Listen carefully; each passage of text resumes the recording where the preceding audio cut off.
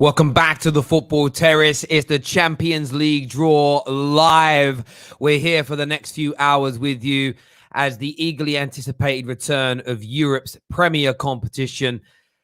Chelsea, of course, the current champions. PSG, heavy favourites right now. Pep Guardiola, how much pressure is he under now to be able to push forward and win this trophy? 2 years left at Man City. He said that he's leaving at the end.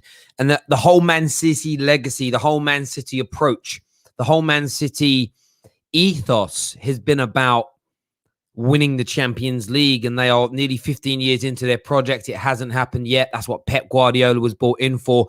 We're going to be here throughout the course of the whole live show. We will keep you abreast and up to date with all breaking transfer news as well. On top of that, we are going to be doing Champions League predictions. We're going to be looking at how we think Man United will fare. We've already touched on PSG and Pep Guardiola. Will Chelsea Football Club be able to retain their title? How far can Liverpool go this season? We'll be opening up the phone lines a little bit later on. So you can go watch this anywhere you want to watch it. But the Football Terrace is the most interactive, the most engaging, and the most open YouTube channel out there for our fans to get involved. I'm already seeing those predictions coming in from people. Of course, get your super chats in as well. But the most important thing to do for the Terrace is hit that like button. We'll take a look here. KJ's coming on soon. More of the Football Terrace stars are on their way also. We take a look here at the pots as they stand right now. These are the pots going into this game. And what's really, really good to see is that this is the wrong graphic. So we'll get the pots up again in a moment. I was sent that graphic through. I should have checked it first. We'll get those back up in a few moments for you. But we'll take a look at the pots in a minute.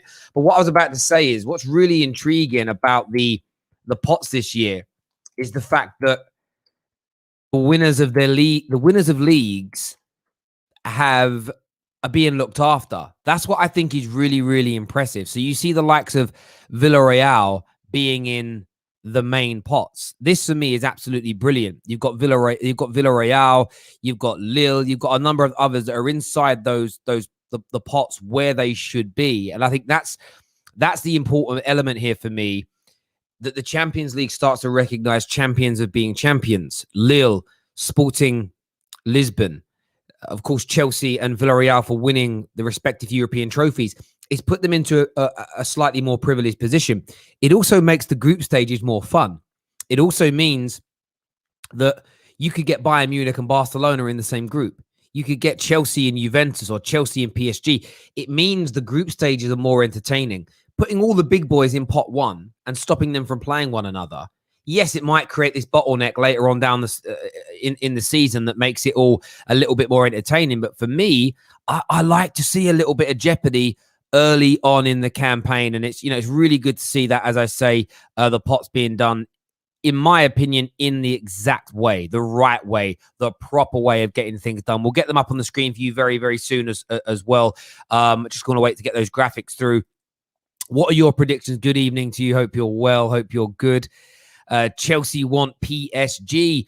I mean, Chelsea probably don't fear anybody in this tournament in any way, in any shape, or in any form. So I wouldn't be surprised if Chelsea fans are kind of looking at it and thinking this is not an easy draw, but this is it's a draw. It's a draw that they would take. It's definitely a draw that they would take. There's no doubt about that whatsoever.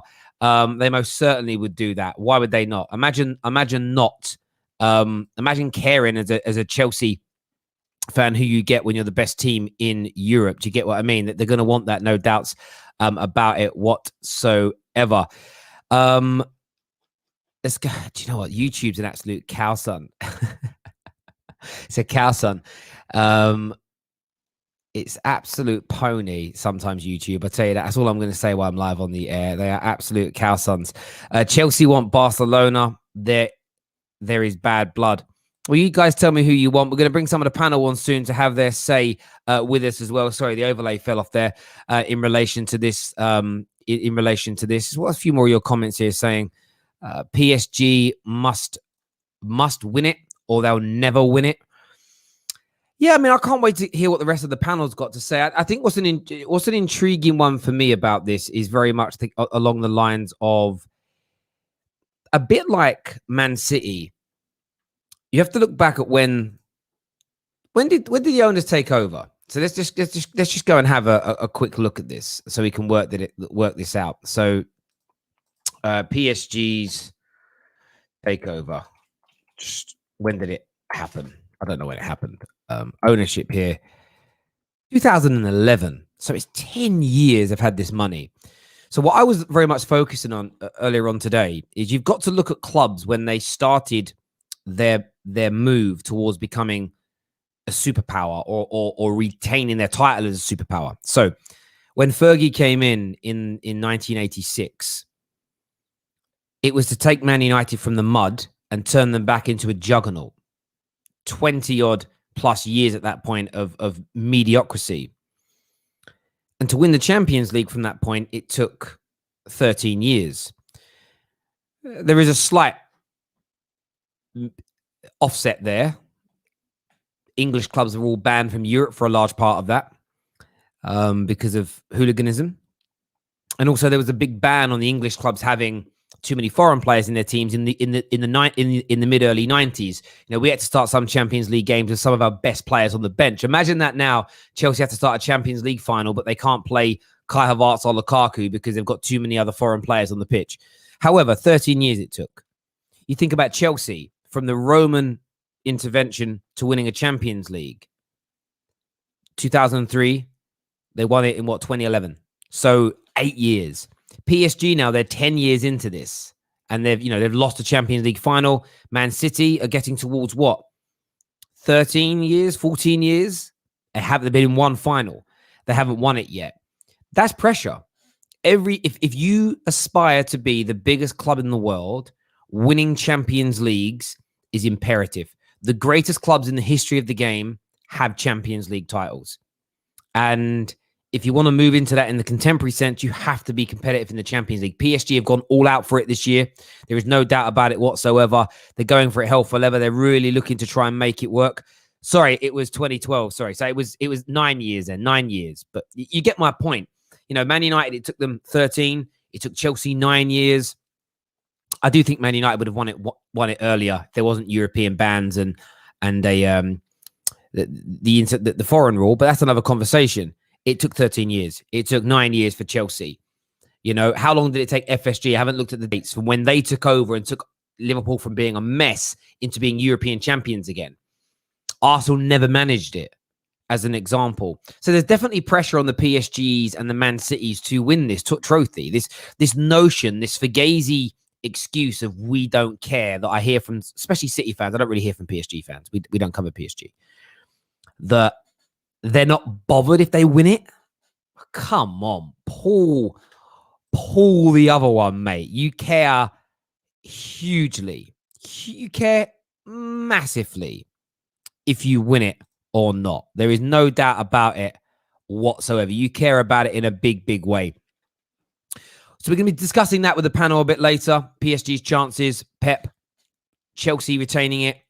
Are we maybe writing off some of the, are the likes of Real Madrid being overlooked because of the financial crises and other things that have been going on in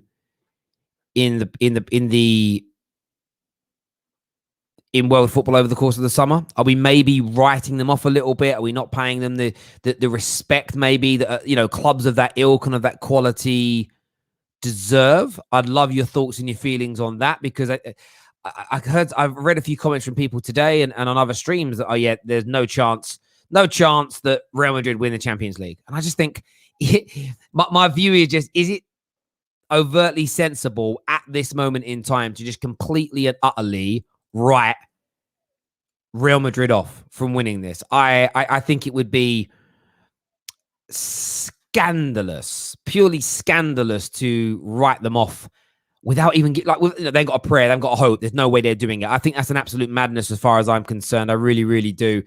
Make sure that like button's being smashed. Get your super chats in, please, to help support the Football Terrace today, because YouTube is being a pagan and is damaging us massively. So we do need your support. Here are the pots. These are the pots as far as I'm aware. I think these are right. I think these are accurate. They're from this year, they said. But as you can see, pot 1, Chelsea, Villarreal, Bayern Munich, City, Atletico, Inter, Sporting, Lille. Absolutely right that teams and that has recently changed because normally you get its coefficient points. It shouldn't be. It should be the league winners of the biggest 6 leagues. And then, of course, Europa League and Champions League winners, they are in there. You look at pot 2, though. Look at that with Madrid, Barca, Juve, United, Dortmund, Sevilla, Liverpool, Paris Saint-Germain. We are going to have some amazing groups because from a City point of view and Chelsea point of view, you start looking at it and breaking it down. Okay, so City, you can take out City can't get Man United or Liverpool. So then you start looking at the fact that you've obviously got to take the fact that Atletico can't get Sevilla or Barcelona or Real Madrid. Okay, so it pushes a lot of pressure towards Man City and Chelsea. Man City or Chelsea are highly likely to get a Spanish team because of who the other teams can't get. But look who they can end up against. There are so many good teams there. You then go into the third pot, and again, no easy game in that third pot. We are going to actually have, for the first time in years, a legitimately exciting group stage. There's always like a group of death, but maybe we'll get 3 or 4. We could quite conceivably end up with 3 or 4 groups that are damaging. You could have Chelsea, PSG, and Leipzig in a group. You could have Man City, Juve, and Ajax in a group. That is dangerous. You've got Atalanta sitting down there. It's absolutely out of this world what could happen and what could go on in terms of this. Thank you very much for the first super chat of the show. I just have a feeling we're retaining the Premier League is what Bjorn says. And maybe you will retain that Premier League. Maybe you will. Chelsea fans, how confident are you feeling? We will open up the lines a little bit later. Get your super chat questions in for me and the panel, people. We have another one here that says, how hurt will you be if CR7 goes to City? Look, I wouldn't say hurt. It would bother me that one of my greatest ever players going to City. Of course it would. But anything that reduces the chances of Haaland going to Man City is a benefit. I'd be happy with Ronaldo going to City than Kane. Happy with Ronaldo going to City more than Haaland, more than Lewandowski. He's at the end of his career. He'll still score goals. He can still be part of a title-winning team, but he's got a year or 2 left. So for me, I am looking at it I'm looking at it from a positive angle, although it's very hard to be positive about something like that at this moment in time. Get me on for a chat. Listen, we'll get the lines open very, very soon for you all to come on and have your say, ladies and gentlemen. But we're going to bring some of the panel on now to have their say. David, Tom, KJ, the elites are in the house here. Champions League supporters here as well. We are going to keep you up to date with any breaking transfer news. There has just been some that Bakayoko is set to join AC Milan from Chelsea. Here we go. The deal will be complete. It's going to be a loan. It's another player out of Chelsea's doors. Everyone's waiting for the big, though. Here we go in relation to Zuma, Kunde, and all that jazz. Lots going on in that space. We'll keep you abreast. Let's get the panel on now, though, to have their say. KJ, David, Tom Little here with me. Smash the like button. Yes, boys. How are we all? Tic-tac. Tic-tac. Tic-tac. Let's go, man. Champions League draw. I thought it was supposed to be at 4 o'clock, but apparently it's at 5. But yeah, man. This draw is going to be good. I feel like United might get a good group, like in terms of in their favour. I feel it. I mean, how do you feel? Yeah, I mean, we could also get an absolutely heinous squad. We could end up with Bayern Munich, us, Leipzig again, and AC Milan. And AC Milan, yeah, like it could go really, really wrong in relation to that. But like David, from a group stage point of view, when you look at the pots that are available, it's going to be quite exciting, isn't it? We can't hear you, bro. No. Okay, cool. Yeah, I don't know what's doing it. But Tom, how about yourself, mate? Obviously a Liverpool fan, Champions League, rich history with the competition. What do you make of the pot setup this year? Mad. I never expected to see so many big teams in pot 2. But it's going to be really interesting. We're going to have a lot of really good matchups. I'm just hoping we get one of Sporting or Lille, so I've got a nice easy group stage because we don't have the squad depth for competing full throttle on fourth runs. But I'm just eager. I hope City and PSG draw each other. That's my one hope. To see them two battling it out in the group stages would be mental.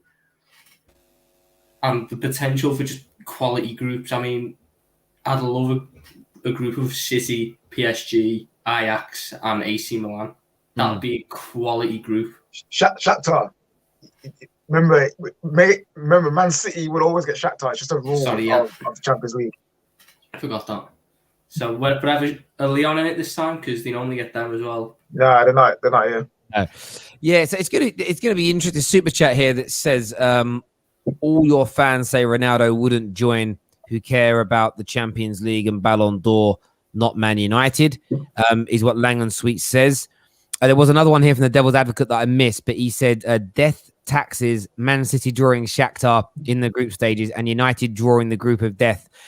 Yeah, listen, it's absolutely right there. Thank you very much for that super chat. Keep those super chats coming in, please, because YouTube are being pagans today. I think it's because it's a Champions League draw. They're literally like, I went live and they demonetized the video as soon as I went live. I haven't had a demonetized video on the terrace for like 6 months, and we go live with this and they demonetize it instantly. Like, you know that they're doing that to support the conglomerates that are pushing it out as well. It's an absolute travesty. So if you can super chat in and donate to the terrace, please do so, because YouTube are trying to make me homeless, essentially. David, we're going to go into predictions a little bit more later. I mean, how do you feel, though, as a Chelsea fan, going into the Champions League, having won it last year? Retaining it is very hard. Does it make it a little less exciting, thinking, well, based on probability, we're unlikely to win it? Or is it as exciting as ever for you? Still can't hear you. Sure, take out your earphones. Whatever it is you're doing, it's a technical thing you're in. Can you hear me now? Yeah, it's your earphones. Right, okay, yeah, it's probably my earphones. Yeah, honestly, I don't really see it as that. I'm just someone who's like new season, new teams, so the whole retaining it is like it's not really a factor. The reason why I see we actually have quite a good chance is because we probably weren't meant to win it last year, but with the improvements in our squad, there's a potential that we could win it this year, because I think our squad is more suited to cup competitions more than league competition. So when you have those two-legged fixtures and Tuchel shuts you out for one of those games, you already exponentially have a better chance of winning that tie. But yeah, I mean, it's exciting. It's the Champions League. It's obviously going to be exciting. As everybody knows, when it comes to these draws, I am in favour of give me the easiest thing as possible. I had Man United fans last year saying it's the group of death, but not for us. And they ended up in the Europa League. So give me Sheriff Tiraspol. Give me, I don't know, Salzburg. Give me Sevilla. Give me these teams that I know I can beat. And so when it gets to game week 4 or 5, I can start resting my players, because I don't need this stress in game week 6. I don't need that. I don't need it. Yeah, I mean, how about yourself, KJ? Do you want the toughest teams early to make it more exciting, or would you prefer what David's saying? Give me it easy, get us through this stage as simplistic as possible. Yo, hell no, bro. Bun Bayern, bun Inter Milan, bun all these teams that can give us a hard time. Now forget it. Like David said, easiest way to the knockout stage, because I've got Champions League PTSD from last season, bro. I can't be doing another group of death. I cannot. Give me Sheriff. Give me whoever who isn't at a difficult tie. I just want to see Man United back in the Champions League round of 16. I haven't seen it for years. So give me it now. Give me it right now. Give me an easy group and let us go through. Obviously, in the Champions League, anything can happen. We lost to Istanbul last year. But I would prefer, literally, I don't care about entertainment in the group stage. None of that. Let the entertainment come from the other team struggling. Let me go through. So, yeah, easiest group. Beautiful. Yeah, look, I think I agree. I want an easy group. Like, as in, I want a group that I know. I don't want the hardest 3 teams possible to us. At the same time, though, from an entertainment point of view as a football fan, those games always, they get me up more than anything else. They make me more excited than anything else. They're more intriguing than anything else. And for me, it's a case of like, I love those kind of games and everything else that comes with them. Andre here, says, I don't care what teams we draw. We all want the smoke. Everyone is going to be put into a spliff. Some real confidence there. Original base, Annie says, remember, away goals don't exist anymore. That's true as well. I mean, it's what's going to be interesting about this year. I mean, there's two things that have changed already that make it a more appealing competition for me. Firstly, it's the fact that the actual champions are in pot one. And that's always been a rule, though, no? No, it wasn't for. I might have been in last year, but I think it's more pronounced this year because of the amount of teams that won their league titles. It might have been around for a few years, but normally it's the usual suspects that win the league titles. Does that make sense? A couple of years ago, it was done on coefficient points. So essentially, like Man United for a few years after not winning the league, was still in the top group because we built up points. So in the last few years, it's changed, but it feels more pronounced this year because Lille, Sporting Lisbon, Atletico won their respective competitions, and then you've got Villarreal and Chelsea winning the Champions League. So a lot of the usual suspects in pot one are not there, and I think it's opened up the competition. And then away goals not counting when we get to the knockout stages later on down the line. It's gonna be amazing. It really is this year. I think it's gonna be a brilliant tournament. And obviously we're building up to the draw. The draw starts in about 40 minutes time or so. But the first team that I wanted to really speak about today isn't a Premier League team. We will get onto the Premier League teams later. Paris Saint-Germain. From your point of view, KJ, how much pressure is there and should there be on them to win it this season with the plethora of player that they've purchased and got, the Donnarummas, the Messis of this world? They have to win the Champions League. Like, they have to win it. They now play in the 6th best league in Europe. The 6th. So them winning the league should legit just be child's play. Like, they should wake up and see the trophy next to them. That's how literally easy it should be for them to win the league this year. No offense to anyone in the French league, like Lille, they're excellent team, and everyone else, but the team they've got, they should walk the French league. Their test has always been the Champions League, and time again they have come up short. They got to the final 2 seasons ago. Didn't win that game. They should have won that game in terms of the chances they had. Got knocked out by Man City their last season. All the tries and all the effort they've got, all the money they've spent, and not a single Champions League. Has to be the year. You don't sign Champions League winner Ramos, Champions League winner Messi, Euros winner Donnarumma, Champions League winner Wijnaldum. Look at the names. League winner Hakimi. Look at the names they've brought in. They have to win the Champions League. Otherwise, it's been a waste. What's the point of signing Messi? What's the point of signing Ramos? What's the point of signing all these men if you can't complete the one objective that you men have got, which is win Champions League? So they have to win. Like, no one, like literally, Chelsea are the champions. Normally, it's like the champions have to win to retain it. No. PSG have to win the Champions League. The pressure on Poch now is mental. And Poch too, bro. Poch, yeah, of course it is. Jesse Dyer here says, morning and afternoon, fellas. Champions League draw. Let's go. Absolutely. Keep those super chats coming in, my wonderful audience. If you're new to the Football Terrace this afternoon, make sure you've smashed the subscribe button. Make sure you're following us. We will keep you abreast, as we say, with all the transfer news. Do you agree with that, Tom? I mean, as in the players we know are massive. I mean, for Poch now, it's winning the league isn't enough when you've got a squad like this. He has to win the Champions League, doesn't he? 100%. I mean, they've got Messi now, who was seen as that final piece. You know, they've got that new front three. If it stays, I don't know. But as it stands, they've got a brilliant front three. They've brought in someone who won back-to-back Champions Leagues in Sergio Ramos. What was it, 4? Was it 3 or 4 in a row? 3 in a row, 4 in 5 years. Captained that team to that feat. So the mentality shouldn't be an issue. It just comes down to whether Pochettino can actually prove his pedigree as a manager and control that dressing room. because there's egos in that dressing room. But if you can get them all together and go, look, put them aside, let's all band together and let's get this Champions League. I don't think anyone stops them, because you can limit one, but it takes 2 people, 3 people to limit Messi. Then you still got to worry about Neymar, Mbappe, Hakimi, Wijnaldum, all them lot. All, it's so dangerous. You just don't have enough players on the pitch to stop them if they really want it. And that's what is really scary about them.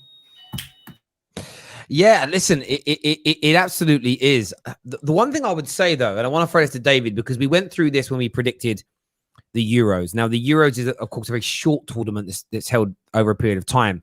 So bad form, like you could be in really bad form in the group stages, scrape through, but be amazing by February, March, April, so and do well.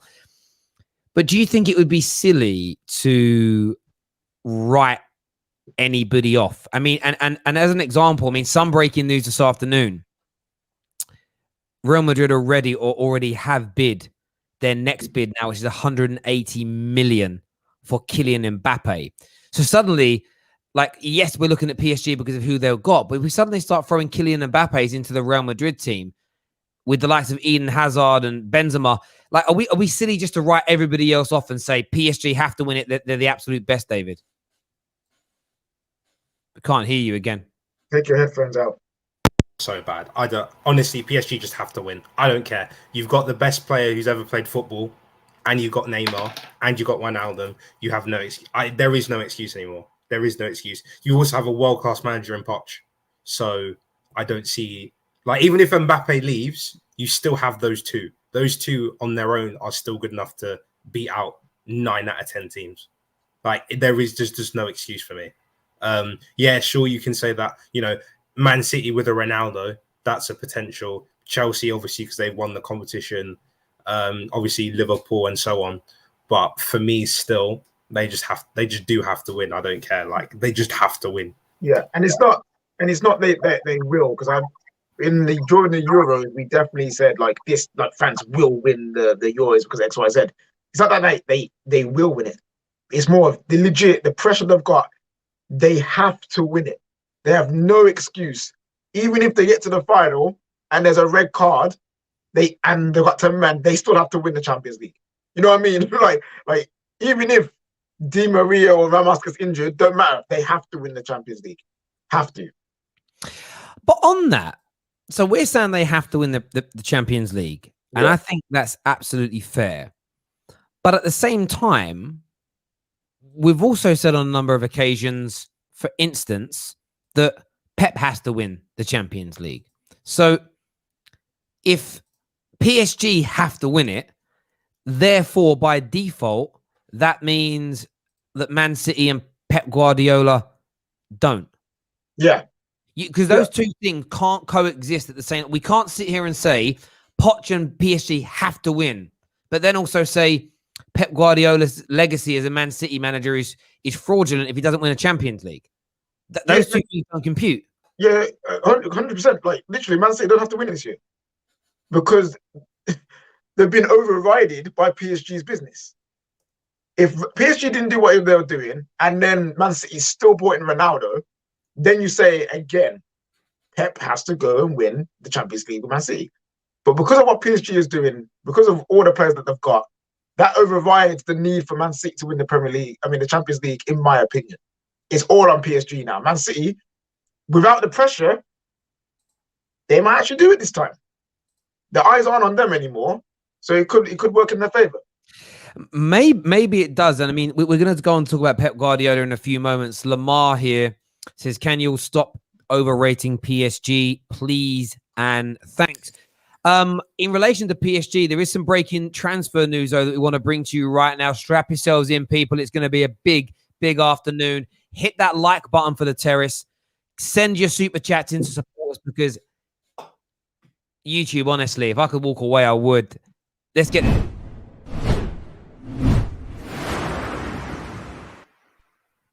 Jorge Mendes has arrived in Paris for PSG talks amid Cristiano Ronaldo transfer speculation, according to the Mirror. We know that he's been wandering around Europe. He was, of course, in Italy over the last 24 hours to talk directly with Juve. He's had conversations with Manchester City. Man City have said they're willing to take him on, but they don't want to pay the transfer fee. He's now going to Paris Saint-Germain to chance his arm there to see what he can do. But, I mean, we just sat here and said maybe all the pressure shouldn't go on PSG. I mean, if they sign Ronaldo as well, the pressure can only be on PSG from that moment in time, surely. Like, nobody can be thinking about anybody else other than him in relation to that. It simply has to be the case. But, I mean, he's going to... What do you reckon, Tom? Do you think Cristiano Ronaldo is going to leave? I think so. I think Juve need him to go so they can move on and start building around different players. And he needs to move on because he's not got long left in a way. You know, he is 36. We've not got many more years of Ronaldo left. And he shouldn't be wasting them at a Juve team that so far hasn't provided the right resources around him. If he wants to still challenge for top honours, I do see him going to City more so than PSG. I just don't see how PSG could do it at this point. I see him going to City, and I see him being that missing piece for Pep to really push them through. So there's no doubts about, can they? Will what Pep does normally happen? No, it'll be Pep Guardiola and Cristiano Ronaldo win a Champions League for Man City. Yeah, I mean, that's the painful bit, I suppose. It's going to be intriguing to see what happens here in relation to that deal, ladies and gentlemen. Give us your thoughts and your feelings. We have a super chat here that says, bro, PSG has to win it, but Chelsea has to win it, as in retain. Real, if they sign Mbappe, City has to win it. If they get Ronaldo, it's a knockout comp. I mean... Chelsea we have to win it. I think he's trying to say that maybe you can have multiple teams that have to win the competition because it's a knockout competition. Yeah, no, mate, and that's a fair point. I mean, I throw out these questions for people to respond because I can't have every thought. I kind of agree with that. I actually wouldn't be taking the pressure away from Pep.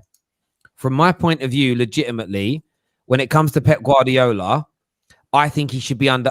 Him and Man City collectively should be under real scrutiny and real pressure to win this tournament. They simply have to be, as far as I'm concerned, because the level of investment, they've been here since 2008, which means, or maybe summer of 2009, which, you know, you're talking 12, 13 years they've now been running this project. They've invested billions of pounds across multiple facets of the football club. They've got one of the most expensive and most valuable squads in the world. A man that they all say is the best manager in the world. You have to win. You've dropped £100 million on Jack Grealish to improve your squad. I still think they'll sign a striker or a goal scorer before the end. I think there's every bit as much pressure on Pep. And I think that super chat is right. There should be more. I don't think Chelsea have to win it.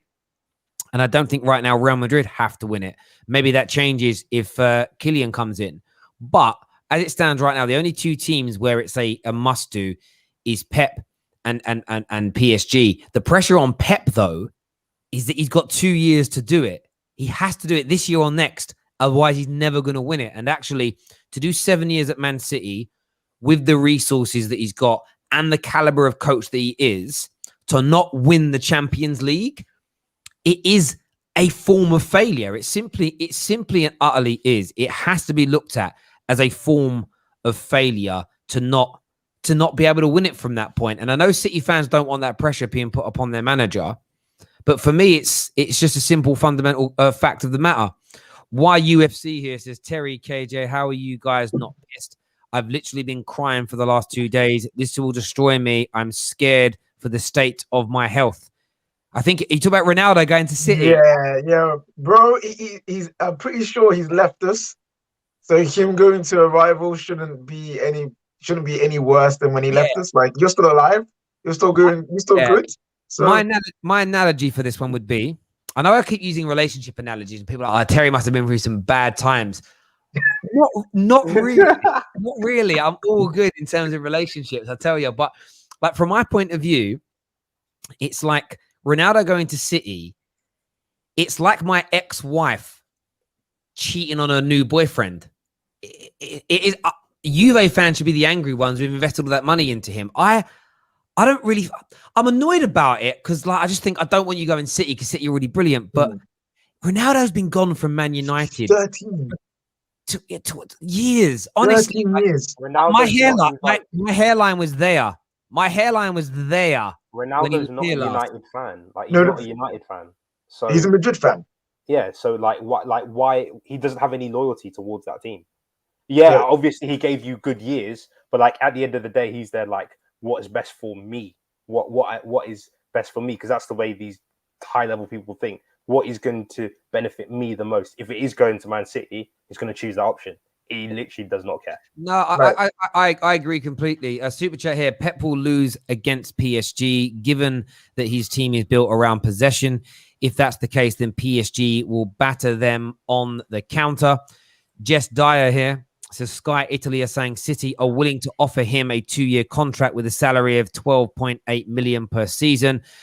12.8 million, no chance. It depends, though. It really depends here. There are ways to be very mindful of how this is being reported.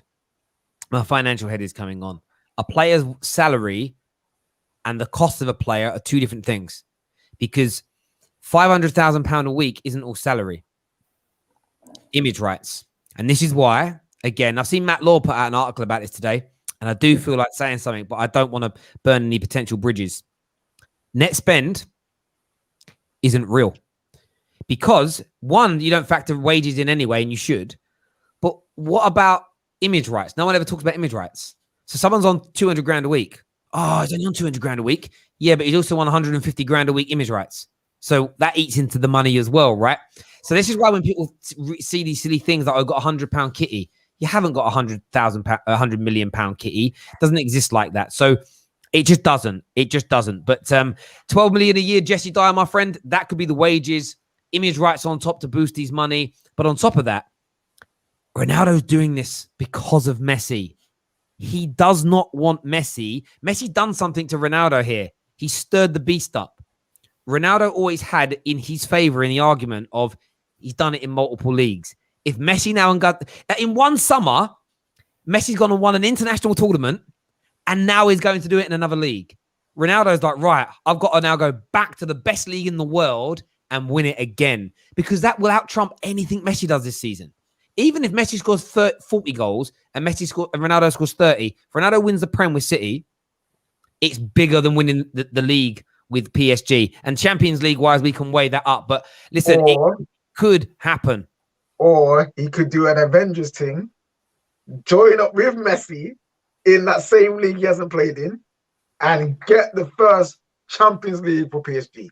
Because if this Real Madrid bid is true, and Kylian goes to Real Madrid, he's going PSG.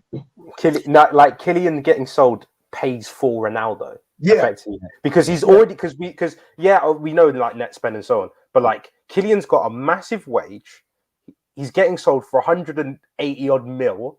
Ronaldo in the 2 years or 3 years he's going to be at PSG is not going to cost that. Like, he won't, compared to what Mbappe. And imagine again the sales of their merchandise if that goes through. Imagine that front three. Wait, who's got the 7 right now? Because whoever's got Mbappe. Mbappe. Oh, revoke. It's gone. Revoke it. It's gone. Mbappe disappoints me. He what? Why did he disappoint you? Because my entire club had this weird sort of love interest that killed next summer FC was the entire thing. Wait 5 summers and he'll join. And now he's going. You know what's mad? I love it. I love it. You actually, Liverpool fans, I need to ask, Liverpool fans really gutted? Are you really gutted about Mbappe? Did you honestly believe? Did you honestly think? Honestly, right? It's like getting angry whenever you see Maya Jama with a new man. Like as if you had a chance, bruv. I'm talking to you directly, Tom. Like, Mbappe to Liverpool is you trying to bag Maya. That's all I'm saying to you. Like, Maya. So that's all I'm saying. You want to see some of the PR stuff we got fed? John W. Henry took him and his dad round on a yacht in 2017, sowing the seeds. Like, we ever had a chance. Do you think he's going to sit there and go, Madrid? Who's the basketball player? Who's Yeah, the basketball LeBron player? James is gonna sign Mbappe for them. No, but it wasn't even that. When the LeBron James thing came up, now I know who LeBron James is. I don't know anything about him though, really, because I don't watch netball. But like, I basically turned around, right, and I remember when a Liverpool fan was buzzing because he liked a tweet that was linking Liverpool to Mbappe, and I was like, oh my days. That wasn't even the worst one. LeBron James does not run his own social media account. Do you know what I mean? When you're that rich, people, I would doubt he wipes his own ass half the time, let alone tweets and goes on his own Instagram posts. Like, if I was that rich, I'd be paying someone to clean me. Anyway. The worst one was he went into a meeting, he met up with Mbappe while he was in LA, and he had a Liverpool cap on. Well, everyone had a field day with that one, didn't he? Look at me sowing the seeds. Base in the face here says Messi at PSG is weird, but Cristiano Ronaldo at City just isn't right. I hear you on that one. Oh, my netball thing was a joke. If you're offended by it, please. Terry, I saw what you just did. What? Trying to slip in non-European teams in here. Jess, what are you doing here, girl? Same for you, man. Let me just say, no, what we need to have is we need to have someone with no dog in this fight, just to keep us all like level-headed. We just need someone to keep us level-headed. Jessie's here, of course, the new owner of the Football Terrace as well here, checking up on her business, making sure we're all doing the right thing. And I'm really glad today, Jess, that you've sorted your framing out, because I tell you, this is bad framing, where your head is about 6 inches too low. David's always too low. It should be right near the top of the screen is where the head should be. Perfect framing for YouTube there. Brilliant. Welcome, Jess. How are you? I'm good. KJ, you're fired. I can't believe you just said that to me. You're out of here. See you later, guys. Nice knowing you. No, I'm just kidding. I'm fine. Yeah, it feels weird talking about like this stuff but we haven't really been involved for so long, so it's like whatever. But what exactly are we talking about though? Just Ronaldo to Man City or what? At this point, we were, but we're going to change the subject in a few months. We are going to talk about Man City and their chances and stuff like that. We're talking Champions League in general. We've got a few super chats first. Monster Ahmed here says, whatever Poch has done for Tottenham, if he doesn't win the Champions League and go on at least to the semi-finals or finals, even if he gets Ronaldo, he is a rubbish coach, or is he a rubbish coach? I mean, that's a great question. I'll throw that to Jess. If Poch, essentially here it says, if he doesn't win the league, or get to, if he doesn't win a league or get to the semi-finals of the Champions League with this squad, he is rubbish. Like, well, I think we can all agree that he is not the man. But how much pressure do you think is on Mauricio Pochettino, and do you think he's going to live up to it?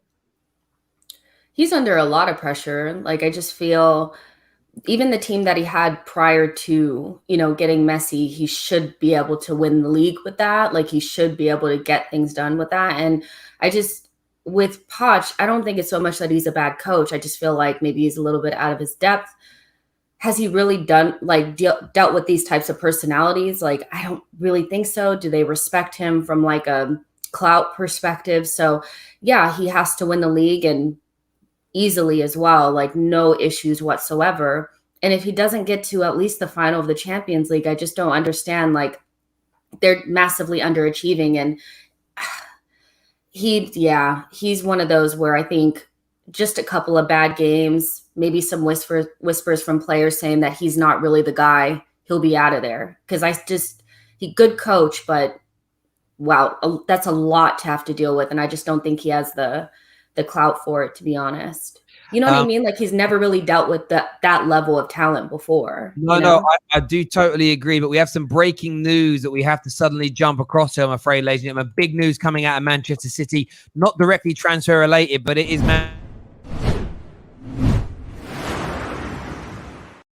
Benjamin Mendy has been suspended after being charged by police pending investigation. I'm not too sure as to what. This is all it has said right now. It says that Manchester City can confirm that the following him being charged by police today, Benjamin Mendy has been suspended pending an investigation. The matter is subject to a legal process, and the club is therefore unable to make further comment until the process is complete. Benjamin Mendy suspended by Manchester City, charged by the police. We're not going to speculate on what it is. I don't know if anybody's heard about what it is, but charged by police today. Sounds pretty serious, though, because players don't normally get suspended for driving offenses or anything like that. It's normally something a little bit more serious. So we'll wait to see what that is. But Benjamin Mendy I mean, one of the replies, I'm not going to put it on the screen, says, I know he's been charged with being one of the worst left backs in the league. I mean, that's harsh. We'll wait to see. Pav here says, Arsenal fan in the Champions League draw stream. What is going on here? You need the Carabao Cup draw, Jess. I'll leave Jess alone. Leave Jess alone. They did beat West Brom kids 6-0, so you know. I know, right? You're very good. You were very good last night. Arsenal are back, right? You were very good. There's another super chat that came through that says, man said, Maya, she is a dead... Maya's a dead... Someone here says, Maya's a dead thing. Wow. Maya Jama, dead. Come on. Like, honestly, I don't wish to sound like a simp, but Maya Jama is... She's a very lovely looking woman. That's very, very hot. And my friend, Faisal, I'm sorry, bro, but your taste, I would love to... No, you're wrong. You're wrong. You're absolutely wrong in relation to that. KJ's back with us here. I'm not too sure what happened to me. He fell away. But there we go. Champions League draw starting in about 15 minutes time, ladies and gentlemen. But smash that like button for us right now. Get your super chats in for us also. She is a dead thing, is what Adamo said. Bruv. What? Wait, how many people, bro? Fix your eyes, bro. This is bad. About dead thing, Jammer. I mean, her taste in men is questionable, but her herself is. Yeah, I mean, Stormzy must be kicking himself every day, you know, because the man had prime succulent, like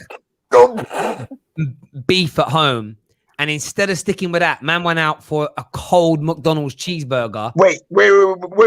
You're calling Georgia Smith a cold McDonald's cheeseburger, bro? Compared. Yes. Compared to Maya, yeah. 100%.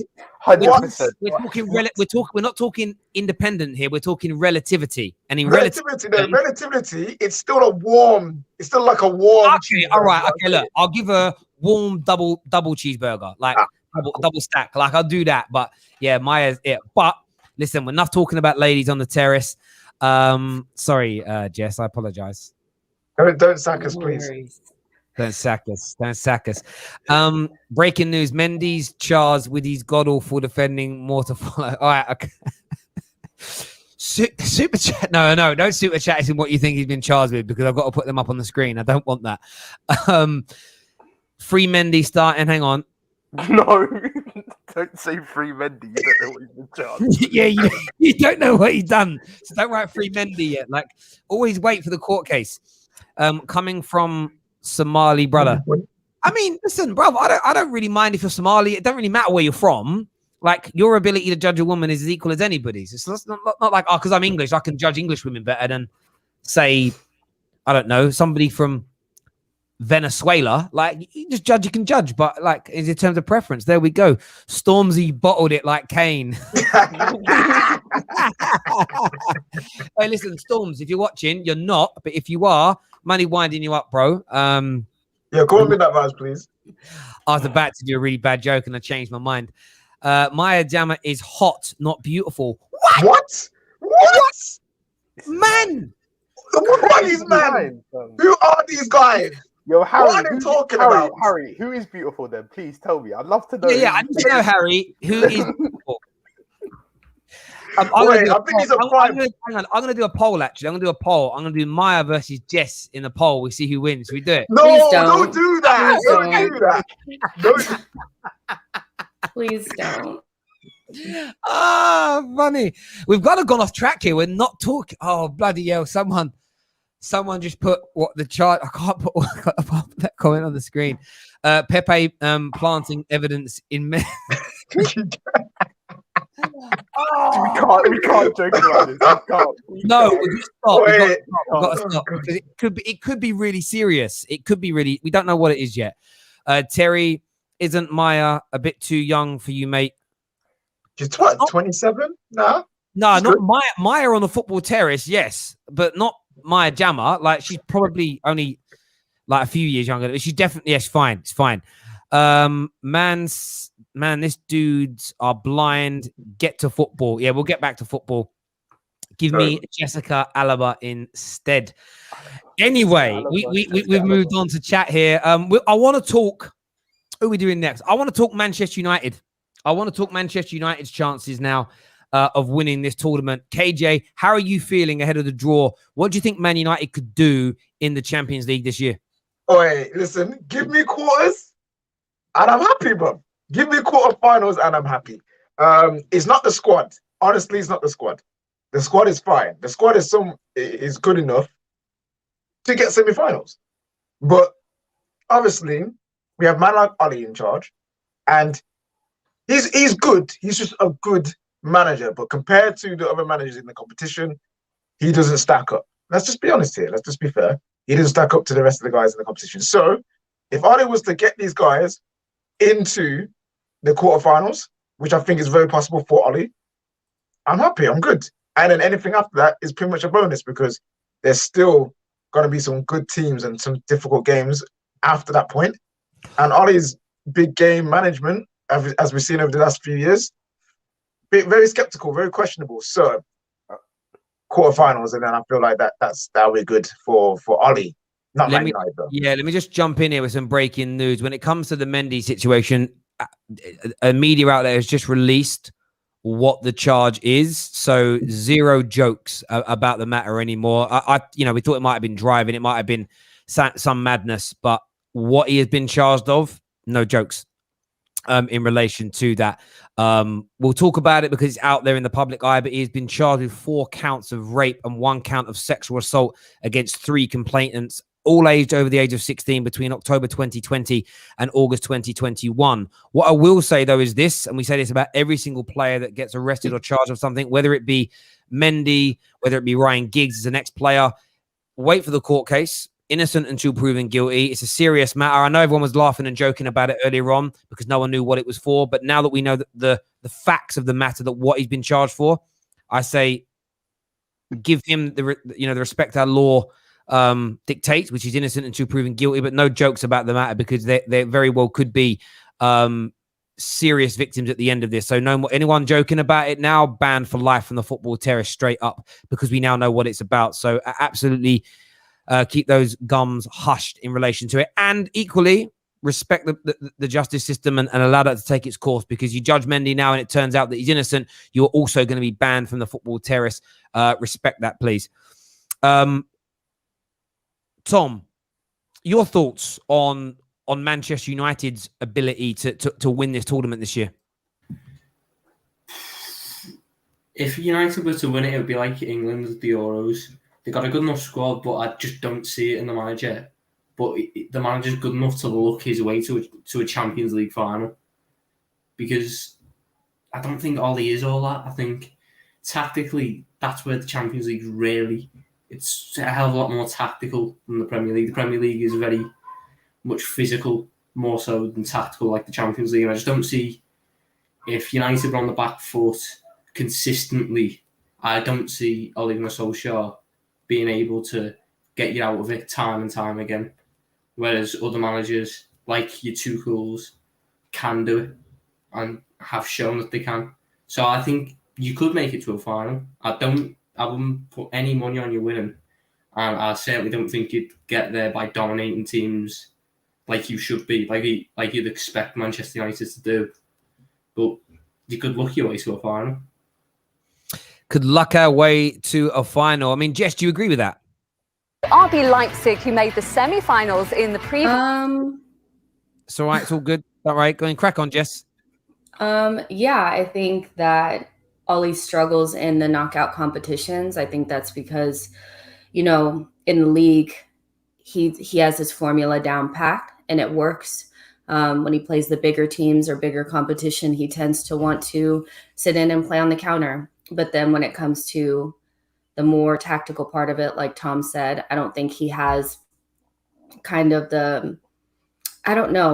he doesn't go after it. And I feel like you saw that against, Villarreal, that he was very reluctant to make substitutions. He really kind of just, I don't know if he was like stuck or shocked or what it was, but I just don't think that, he has that aspect to his coaching just yet. So I would say maybe like quarterfinals, like KJ said, might be as far, maybe semis, but you have the team to get further. Maybe not the manager, and that's more due to his inability to take risks in situations where you have to, maybe that will change, but you have a better team this season. So you should probably do better in that competition anyway. Yeah, I mean, David, Champions League Varane is there, Sancho's there. Is it a case of the squad is good enough, but it's purely on the manager? I would like to say the squad is good enough, but unfortunately there is PSG that exists, so I don't think it is right now. But do United have a chance? Yeah. Do I rate it very highly? No. I think there are, I'd argue, 5 or 6 teams that are better than United in competition. So I'm not putting any pressure on United to do well. I think they should make quarters would be good, semis. Quarters and semis, obviously it depends on who you draw, because if you draw PSG in around the 16, it's peak. But quarters or semis should be the target for them. But they should definitely at least make it through the group. But I wouldn't put any pressure on them to win it. And I think that's very, very fair indeed. Ladies and gentlemen tuning in, what do you think of Manchester United's chances? We've already spoke PSG today and the fact that they should be looking to win this. Big pressure on Man City to do it. Most of the panel here writing Man United off, and I understand why. I completely understand why you would write Manchester United off at this stage, at this point. Get your comments into us as well. There's a super chat here that says, do you think Amazon could ever buy the Premier League rights and show all the football matches in future on Amazon Prime? How much do you think it would cost? I actually spoke to somebody at Amazon about this a few years ago. They have absolutely no desire to increase the cost of Amazon Prime from what it is here in the UK of $79.99 a year, and to include that. If I read somewhere, what's Amazon's turnover? I read Amazon's, it's ridiculous, right? So I read somewhere Amazon's turnover is 280. In 2019, it was 280 billion a year. That's gone up because of the lockdown. You're looking at over 300 billion a year turnover. Paying like £8 billion for the rights of Premier League football, it's a drop in the ocean. It's nothing to them. They will give it to us at a very reduced rate. The reason they haven't done it yet is because of the competition issues, and also streaming isn't quite live. They've got to work out a way of making streaming more live, if that makes sense. Ronaldo is a bigger snake than Tevez and Di Maria. He can do one. I don't care about Di Maria and Tevez. Ronaldo is a Manchester United legend for F's sake. Not happy there with Ronaldo. No. Let it go, bro. Let it go, fam. Carlos Tevez joined City from United. I know it was a loan, but he went straight from United to City. And then when they won the league, held up a sign saying "Rip Fergie." Yeah, no, absolutely. Sorry, here, let's go through these super chats, guys. We have no chance. We have the same team that lost to Villarreal plus 2 players. We're dusted. No lie. Okay. Can't wait to see who's Arsenal's playing against in the Champions League, is what Faisal said. Nice little bit of banter there. That's what we like to see. Keep them super chats coming in, ladies and gentlemen. Of course, the Champions League draw starting very, very soon indeed. We are going to get back onto teams very soon, but I want to speak about a few individual players. I want to know who you're looking forward to seeing, who could have a standout campaign in this tournament. We'll go to that in a few moments. Have a little think about it. Viewers, who's your standout player? Who is the individual that you think is going to be player of the tournament, top goal scorer, whatever it may be? Get your name and why in the comment sections, please. Total Madness here says, Liverpool fan here. Love the channel, mate. Fabrizio Romano says, Liverpool are still active in the market. Who are the strongest links? Who do you think we need? And with Mbappe going, is there a risk they could go for Salah? To answer that, just why everyone's thinking of their example, I would say this, mate. I would say that I felt all along that you were active in the market. You were just doing it quietly. You need to deliver something, because you are going to get injuries this season and your squad will be exposed as being threadbare. Again, I think. I wouldn't be surprised if you signed anybody. I equally wouldn't be surprised if you signed nobody. Neither would shock me. In terms of what you need, midfield more than any other position needs to be bolstered, because Genie's gone. Henderson keeps getting injured. Thiago, can you rely on his body? Maybe, maybe not. But you definitely can't rely on Naby Keita or Oxlade-Chamberlain. Neither of them two are reliable. Their bodies are as strong as a wet paper towel, and you need to strengthen that area. It's imperative, absolutely imperative, in my opinion, my friend. But thank you very much for that super chat, my friend. Thank you very much here to FR Footies for signing up as an academy member of the Football Terrace. We've got a few names in here. Twitty thinks Jack Grealish is going to dominate. Neymar is what Adam believes. Ahmed thinks KDB is going to be the standout player. Chris thinks Messi is going to do it here. It's an interesting one. Not Arsenal. What Mr. West has got to say. I hear you. That's definitely true. That's definitely true in relation to that. What else we sent here? Di Maria. That's a bit of a left field option. Jorginho. We are, I think, also in today's show, they're going to be announcing who the player, the top player in Europe is as well. So lots going on in that space. But who for you? I'm going to go to David first on this. Who do you think is going to be? Oh, by the way, Daniel's backstage. Didn't even see him sitting there. Look, he's going to get involved with it. Are you there, Daniel? Yeah, his fingers come up. He's very relaxed looking. He's like he's half asleep. Here he is. He's on stream with us now. Daniel's with us. But let him replace me, Terry. I have to go. So. Sorry, I only had like 30 minutes. Oh, she saw the draw coming. It's like Arsenal aren't going to be in there, so I'm just going to dip in there. I know, exactly. It's just a little bit too painful for you. That's what it is. You running away because of where you are, you know. It's okay. It's okay. Listen, you go to take care of yourself. I'll speak to you soon, Jess. See you later. All right, bye. All right, bye. Yeah, David. Who do you think to be the standout player in this tournament this year? Standout player. Ooh, who want to go with? Do I go a bit left field or do I go safe? I'm gonna go with. I'm just gonna go safe. I don't care. I'm gonna go Lionel Messi. I just think he's the best player who's ever touched the football pitch. He's gonna have a new lease of life in PSG, and he's just gonna with the attacking talent that PSG have and the solid base behind him. He's finally gone back to the days of Barcelona when he had a good team and his thing was, let me be the guy who changes this game on the attacking end. Like, just purely focused on that. So I feel like with that focus, with him back with Neymar, Mbappe looks like he's going. There's a chance Ronaldo could be there as well. I mean, it's all set up for Messi to be outstanding. I hear you on that. I do hear you on that. That makes a lot. How about yourself, Tom? Who are you excited about this year? Who you anticipating having a really good tournament? I'll go Haaland. I just enjoy watching Haaland. He's a cold-blooded killer, and I think Dortmund have lost Sancho. It's time for Haaland to really step up and make sure he's counted now. Now that there isn't someone else there who can also take a bit of the limelight. This is his tournament, and I think we could see some ridiculous numbers from him.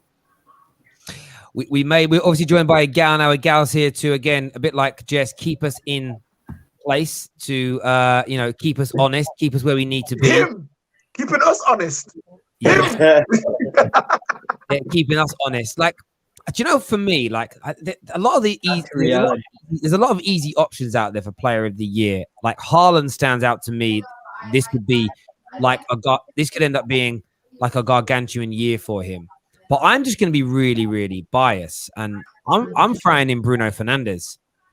I feel like I pull on David's point. Do I think Man United are going to win this tournament? No, I don't. I actually feel like I don't have any hope of us winning it. I'm not even thinking about us winning it. However, I feel like Bruno could have a really good tournament. He did well last year, scored quite a few goals. I think with Sancho in this side, a better like base behind us with Rafael Varane, I think he could end up having a really high goal scoring tournament and a really impactful tournament.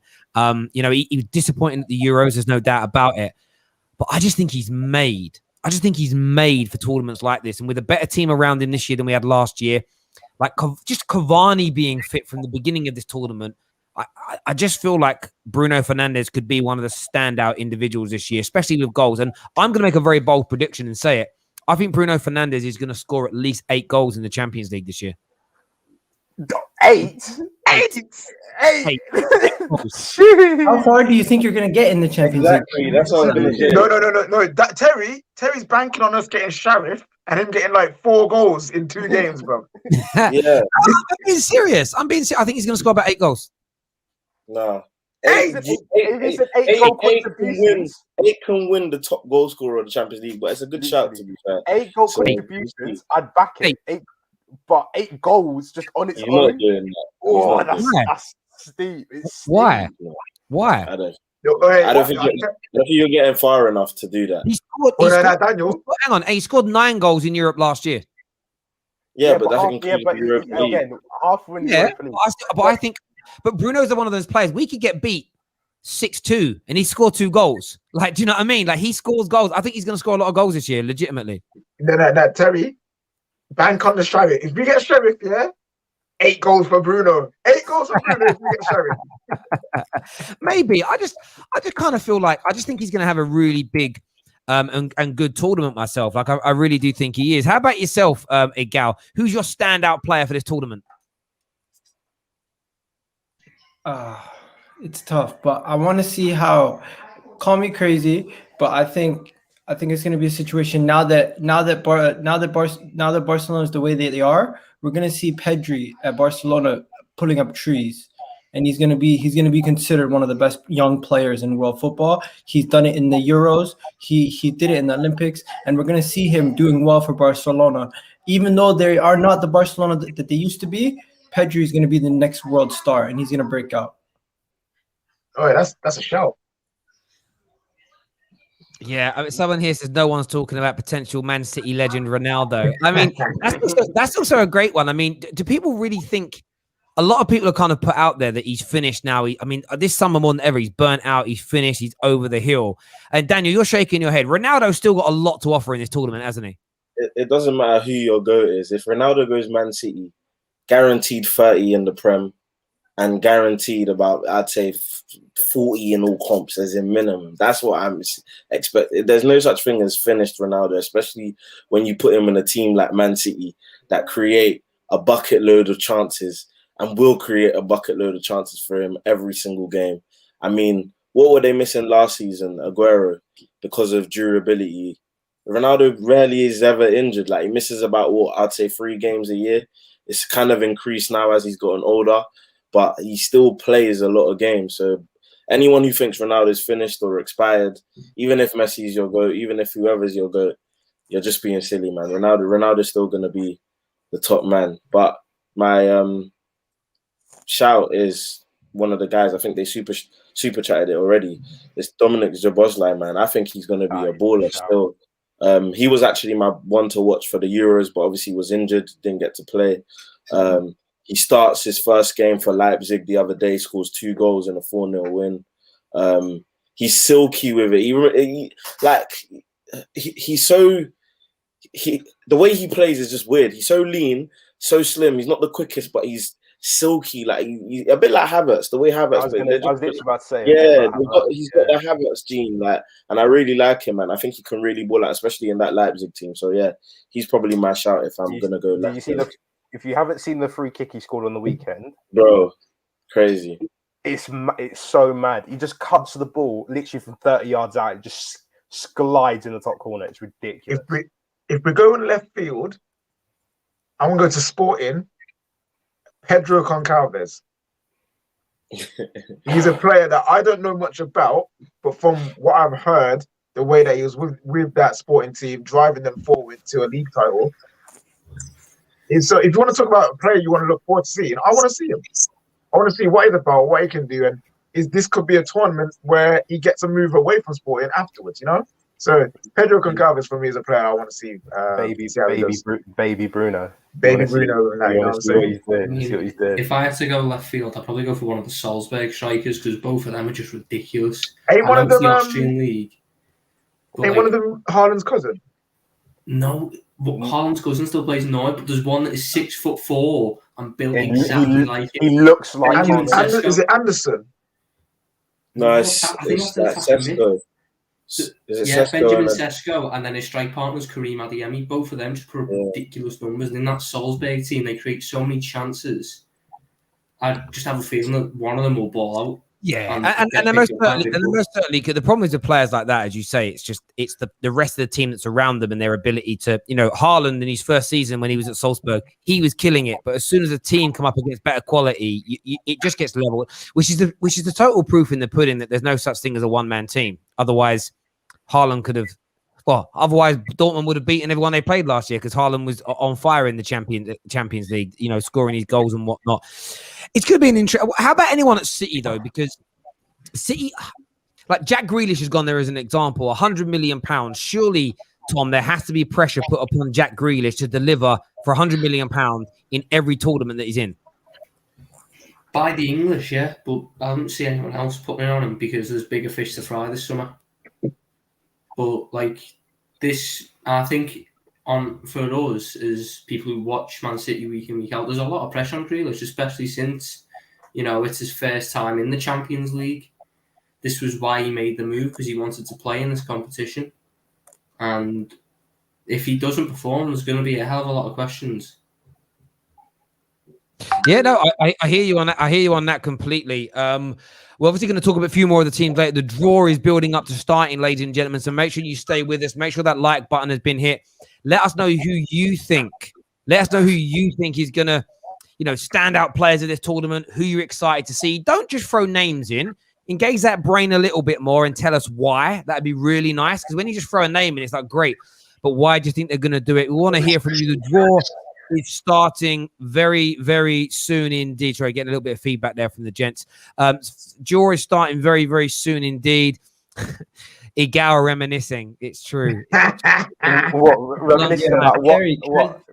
Could I just say something on that Grealish point? I think Grealish and City is kind of similar to when we were talking about everything over in France in the Euros, where they have so many players that are going to split the outputs and get involved in as many goals and assists as everybody else will, and it's not going to be one standout performer. Now, Cristiano Ronaldo, if he comes, that's a different story. But when it comes down to it, they share the amount of goals that they get. They share the amount of assists. It's kind of like a team performance always, and they're always trying to walk the goal into the back of the net. So in that case, they're always going to look for the second man instead of trying to always be the one that's creating the goals and scoring themselves. I hear you on that. I do hear you on that. It's going to be so intriguing to see. Before the draw starts, I want to touch on Liverpool. I want to touch on Liverpool here because Liverpool kind of, I don't have the right word for Liverpool, is under the radar, but nobody's really fancying Liverpool in any league. The Liverpool fans are backing their club 110% at every single step of the way, right? But from your point of view, Tom, I mean, how confident are you that your squad, this team, so far, no real major investment outside of Konate, do you think you've got what it takes to beat the PSGs, to beat the Chelseas, to beat the Cities, to beat the the Bayern Munichs in this tournament this season? Yeah, I think so. I think the squad there's a new sort of, from what I've seen of it, there's a new sort of desire in the squad. There's no sort of complacency, there's no sort of, they're all ready and they all want to prove that last season was a fluke and we're back to our best. And in the Champions League is one of our competitions. We have such a rich history. Everyone goes on about the Anfield night. We always just seem, even when the team isn't performing well, Liverpool always turn up in the Champions League, and that's one thing I will never sort of back down from. We could be going through torrid form, and yet I'd still see us turn up in the Champions League and still perform well and still have everything going our way, because it's just like that. And I could see us, it's going to be really tough, especially with the lack of investment. But this squad can still do it, and the squad's still got that desire. That was the one thing that I had my fears about, but it still got it, and it still wants to prove people wrong. How about yourself, KJ? Do you look at Liverpool? Do you see them as major threats in this tournament? We did the show last night, and a few people have said, not that impressed with Liverpool so far this season, haven't learned anything about them. Or is it a case of you see, maybe as the season goes on, you start to fancy them a little bit more if they improve or get back to that form of a few years ago? Liverpool's a weird one because, we all know how good and how much quality they have in their first 11 and how great of a manager Klopp is. It's just about how well that translates into Champions League now. You got Van Dijk back, which is a good boost, but every other team around Europe, in terms of you got your PSGs, Bayern Munich, they haven't done much, but they're still one of the best teams in the world. How that comes up against them and how they react to that. How is Van Dijk going to be against Lewandowski, which is a different kind of striker? How's he going to be against Messi if he gets there? There's so many question marks over this Liverpool team now because because they are now a year older, because now there's a year gone on and everyone's now back and there's no more excuses of, but we've got injuries, that's now gone. How are they going to react to being the guys that is like, right, you have to prove to us again who you are? So, yeah, I feel like this Liverpool team, you're going to have to just give them time to actually really say if they're good enough or not. It's going to be interesting, especially, again, if they get more injuries and for another season in a row, it's looking a bit tight. So yeah, we'll have to wait and see. Keep your eye out for Liverpool. Don't write them off just yet because they might surprise us. Yeah, how about yourself, Miguel? Do you give Liverpool a chance in this? Honestly, Liverpool have to just wait and see who they get in the knockout stages, because at the end of the day, last year, if they would have beat Real Madrid, they could have given it a go against Chelsea. You wouldn't know. Chelsea might not be European champions right now. It could be Liverpool. It all depends on who you draw once you get to that stages. But at the moment, you have to set yourself up to be in that situation. And I don't think they're setting themselves up well going into this season. They haven't really done all the business that they expected to do. They let Gini Wijnaldum go. They haven't replaced them yet, at least. Hopefully they get something done if they have hopes to do that. But at the moment, it's always too early for me to predict winners just after the group stage. I always wait until the knockout stage, because that's when you see things start to unfold. You see the route and which teams are going to have the best odds. But at the moment, Liverpool cannot be disrespected, but they still have to be realistic and say they're far from favorites or even contenders for this. So based on, I hear you. I actually hear you. I think the pressure on the Cities and the PSGs is their squads are so thick, so stacked, so good. They have to be looked at as favourites. You can't talk outside of that. But then you get Francisco here says Liverpool have the best starting 11. Full squad is up for debate. If they've got the best 11, barring, they can't say, but if we get injuries, we're not expected to win it. Because at the same time, when Jess says, I don't think you're going to finish in the top 4 because I think you're going to get injuries, they say, how can you predict the future? So if we stick to the how can you predict the future, if Liverpool have the best starting 11, David, should they not be considered a team that must be in it to win it and not just an also run? That they must be looked at as a team that not winning it is disappointment only. I mean, where do you stand with Liverpool? Again, in the Liverpool echo chambers, they're the greatest team that's ever touched the planet. So in their area, of course, they must win the Champions League. They got Mo Salah, who's the best attacker in the world. They got Sadio Mane, who's just literally behind him. They got Firmino, who's this defensive striker who can, create from very deep. They've got Van Dijk, the best centre back to ever play the game. They've got Alisson in goal. They got generational talent in Trent at right back. Obviously, they do have a really good team. They really do. My thing with Liverpool is I feel like what's going to happen. It's going to happen like last year, where they start off really well, really strong. The machines go in, and then one of the cogs breaks down. Maybe Van Dijk picks up a thigh strain, or like who else is there? Henderson picks something up, and suddenly you go from this really strong 11 to we've now dropped to Konate, who's also injury prone. And we've got to bring in Thiago, who's also injury prone. And suddenly when you start bringing in injury prone players to replace players that have got injuries, suddenly your squad becomes very, very small indeed. For me, I'd put them like 4th or 5th favourites for the tournament. I don't again, as Igal said, because the Champions League is based on randoms, it's kind of hard to predict who the winners are because you don't know who you're going to draw. I still have question marks with Klopp in the Champions League because I've watched him for many years. Yeah, he's won a Champions League, so obviously he can win it. But I'm not sure how well his football is suited to cup competition because it can leave you exposed. He hasn't won any domestic trophies in England, and he didn't win any domestics for Dortmund either. He only won the 2 leagues. I just feel like Klopp's in a situation where I'm not sure about him in the Champions League. I know it sounds really weird because he's won it, but he's got to 3 finals. He's only won 1 of them. So odds suggest that if they make it to the final, they might lose it. But also because of the way that they're so, 100% all the time, when it gets to the latter stages of the Champions League, they're going to drop off eventually because you can't keep 100% the whole season. And if you get injuries, your 100% at the start of the season isn't the same 100% at the end of the season. That's my thing with Liverpool. But,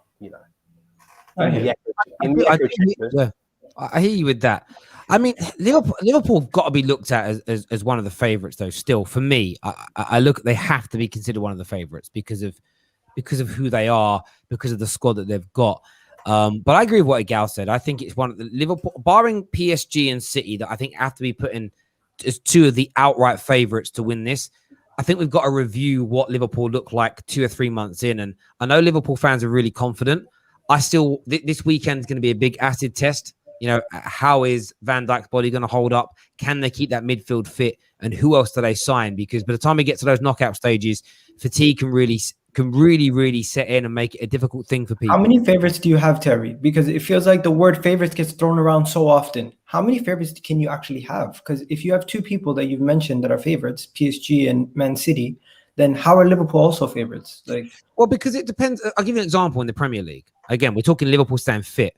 I don't think there's much difference between all three of the main three favourites in City, Liverpool, and Chelsea. They're all so close. They're all favourites. It's when 100-meter sprint, right? Usain Bolt made it. There was always only one favourite, but everybody else behind him was pretty much neck and neck. So if you took out Usain Bolt, it's like this year's 100-meter sprint final at the Olympics. No one knew who was going to win it because they're all much of a muchness. And I think that PSG and City have to have pressure on them because of the level of investment, the amount of money that they spend, especially this year. But PSG, Man City, Liverpool, Bayern Munich, teams like this always have to be looked at as, with the current contemporary state they're in, as one of the favourites and a team you expect to go very deep into the competition. Liverpool not making the semi-final is a bad season for them. When you look at their squad and who their manager is, that's got to be a minimum expectation. That's my point, my friend. And then there's knockout football. And anything can happen at any moment in knockout football. But Liverpool have to be looked at that way. The other team, and we're going to touch on them now, it's been a while, but Chelsea. I mean, Chelsea haven't really been discussed yet, an hour and 22 minutes into the show. But your Champions League winners, you're about to sign Jules Koundé. Lukaku's been signed big 4-4, no safety teabag, as Daniel's been calling him, right? You may go and get a Sal Niguez or a Tchouaméni to add to the mix. Where on the echelon of favourites and expectations do you put Chelsea, David? I mean, surely you have got to put them somewhere near the PSG, Cities and Liverpools. Oh, no, I do. As I was saying, Tuchel's football is really suited to knockout football because even though he's not actually a defensive manager, since he's been at Chelsea, the biggest thing has been the defence. If you shut teams out, you have a very, very high chance of winning a knockout tournament because you just have to score goals. With Jurgen Klopp, because they play such a high line and they're always 100%. When you concede that goal, I know away goals aren't a thing anymore. When you concede a goal, suddenly it's like you've got to then score again to make it up. Chelsea go into games knowing that they're already on, they can almost trust themselves to not concede many chances and maybe leave the game with a clean sheet. So I'm very confident in that sense. I think our squad's improved, especially if we bring in Saul and Koundé as well. That's a massive improvement on the squad. We have to wait till this transfer window ends because suddenly this last week it's all just kicked up and we might end up with 2 super teams. If Chelsea are there, they are one of the favourites. But I'm not demanding a Champions League win, but we're definitely one of the top ones. Yeah, I mean, how about yourself, David? Daniel, where are you putting Chelsea? I mean, because he said they're not one of the favourites, but you're European champions. Surely you have to be. Muted. There you go. You're back. Yeah. Cool.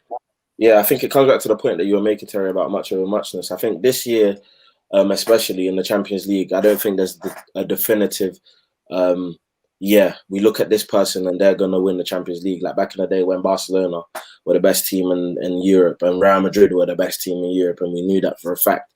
And that's who everyone was coming for. I don't think there's an outright best team in Europe. Obviously, we're looking at the teams and looking at squads and trying to say who has the better squad, who has the better players. So obviously, yeah, they're the best, but no one can really say they're the best. One thing that we do know that is fact is that we are the current holders and we are the champions of Europe. And we have, in history, the best ever defense. that has ever been seen in Europe. So of course Chelsea are favourites. I think if you don't consider us favourites, then obviously that's your opinion and what you think. But I'm giving you the facts. We have the best defence that we have ever seen in a Champions League campaign, and we have the Champions League. We're the current Champions League holders. Those are two facts that can't be disputed. So for me personally, I think we've got the manager, we've got the squad to compete. I think what's really good is that more pressure is being put on Pep Guardiola. Obviously, the fact that the news that came out yesterday that he possibly will be leaving after 2023. So he needs to win a Champions League in 2 seasons, basically this year and next year. You got PSG, Messi, Pochettino. I think that narrative as well is higher on the plate than Chelsea. So even though I think Chelsea are favourites, there's no demand for Chelsea to win the Champions League. And I think a good season for us personally is getting back into the latter stages, so a semi-finals. I think the semi-finals is a good thing for us, considering the fact that we won the Champions League very early on in our trajectory. We're still a young team looking to push upwards. So I think we can't expect the Champions League. However, I do put us in the mix. We're in the mix for sure. Like, don't be surprised if we're in the latter stages. You know, I said this earlier to David around, like, is it weird? Like, I remember going into the Champions League the year after we won it last. We actually got to another final, but it almost felt like a bit of a free hit because I didn't expect to win it 2 years running because that's very rare, and we'd only just won the tournament. I feel like the pressure isn't on Chelsea to win it because you won it last year. So there isn't this with Pep and with Poch. It's PSG have never won it. City have never won it. You've got these squads. You must go and do it. I think if Tuchel had come in last year and won the league and Chelsea had never won a Champions League before, I think you'd feel that pressure of built over the last nearly 20 years since Roman took in of you've got to win it soon. And that's the great thing about picking up. Ironically, the 2 times you've picked up Champions League trophies have not been where you've gone into the start of the season with people predicting you were going to do it. But it relieves that necessity for your managers to have to win it from a club point of view. For themselves, like Tuchel, like every manager, would want to win it every single year. So it's an intriguing one for me. But the bookmakers, with Bet Victor, for instance, they have Chelsea as third favourites, 8-1 to win it. City are seen as second favourites at 4-1. And then at 11-4, you've got 11-4, you've got PSG.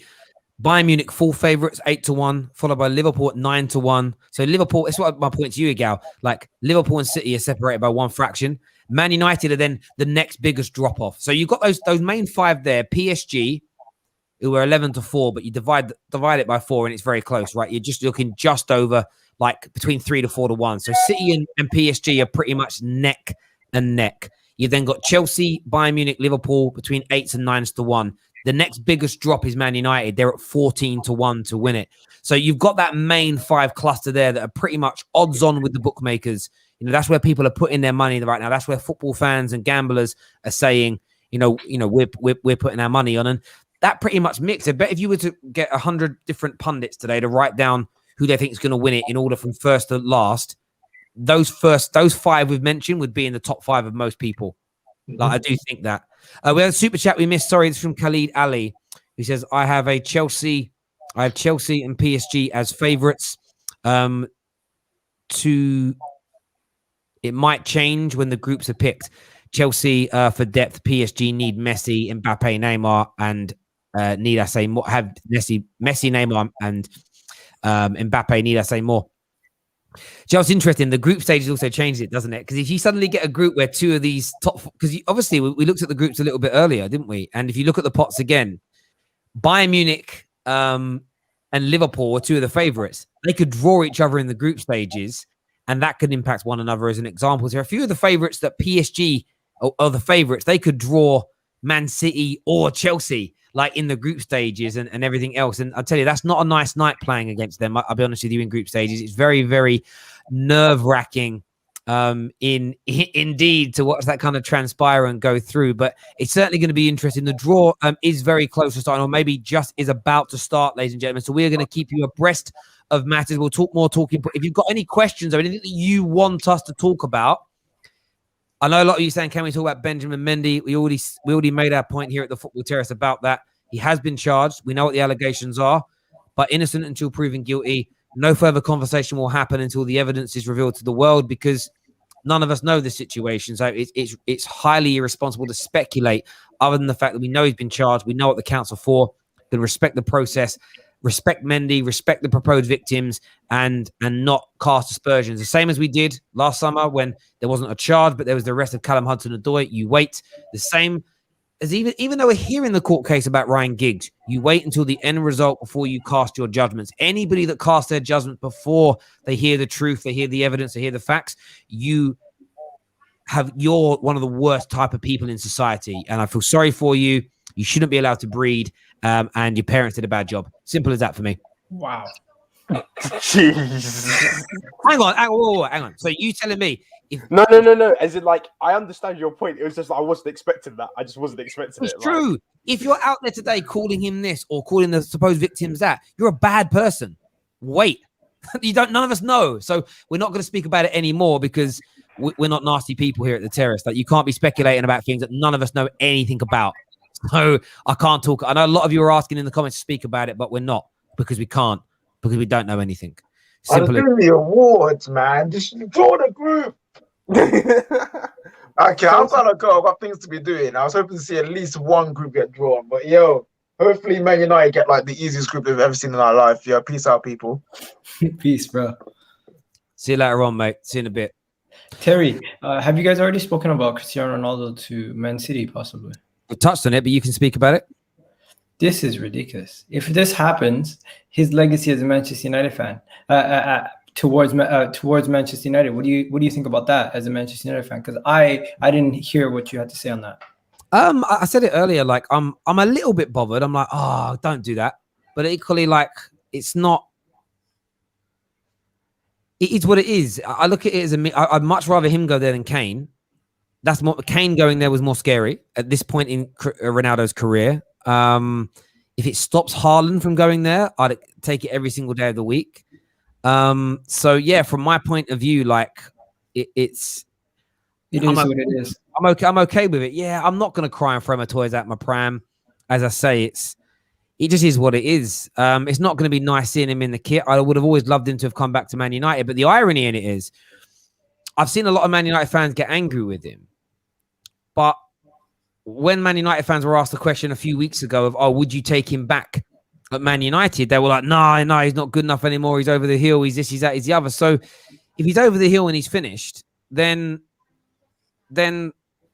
I don't really see what the issue is. Do you know what I mean? The same Man United fans that didn't want him because he's washed, he's finished, he's over the hill, and now getting angry with him about his legacy, about joining City. That doesn't compute for me. Would you have signed Messi before PSG if Ronaldo goes to City? I'd have loved to have signed Messi irregardless. I'd have loved to have got Messi, but 800 grand a week was never going to happen at Manchester United Football Club. We were never, ever going to part with that kind of money for the player. Simple as that. Simple as that for me. Simple as that. Breaking news.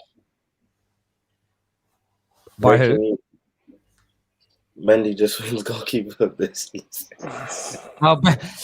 When he said Mendy, and I was like, "Oh, what now?" And then, cool. Terry, is KJ part-time? Kind of. No one officially works at the Football Terrace yet. We're growing to that. Like, someone said to me the other day, you're a business out. Why haven't you employed everybody? I was like, you ever started a business? Like, like from like the ground up. It's like, it's not as easy. If I had the money to, I'd employ all these fine gentlemen full-time and I'd have them all working for me. Don't get your channel cancelled. Bro, what I just said isn't channel cancelling. What I just said is the opposite of channel cancelling. Like, I'm literally saying, don't sit here and speculate about some heinous charges that we have no knowledge on. Like, don't attack the victim. Don't attack the player. Wait. I think anyone who attacks the victims or proposed guilty party before they know the facts, I think those people are very cruel and nasty individuals. And if my kids ever did that, I'd be ashamed of them. Ashamed. I really would. And I stand by it. If that's cancelable, then cancel me. I don't think that is cancelable. I think it's the complete opposite of being cancelled. It's imagine being cancelled for being decent. I'd love it. Absolutely. Someone here says Goldbridge is raging that Ronaldo's going City and he's entitled. He's absolutely entitled to do that. The draw is on its way. It's about to start very, very soon, ladies and gentlemen.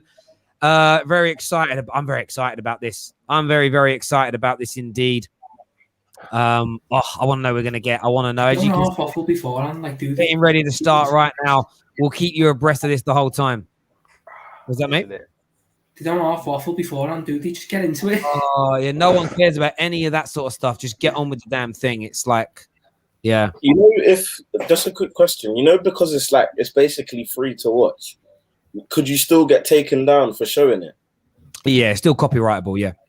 Yeah, right. It's funny because most people's streams today, I've checked. I've messaged a few people that are also doing their own live streams.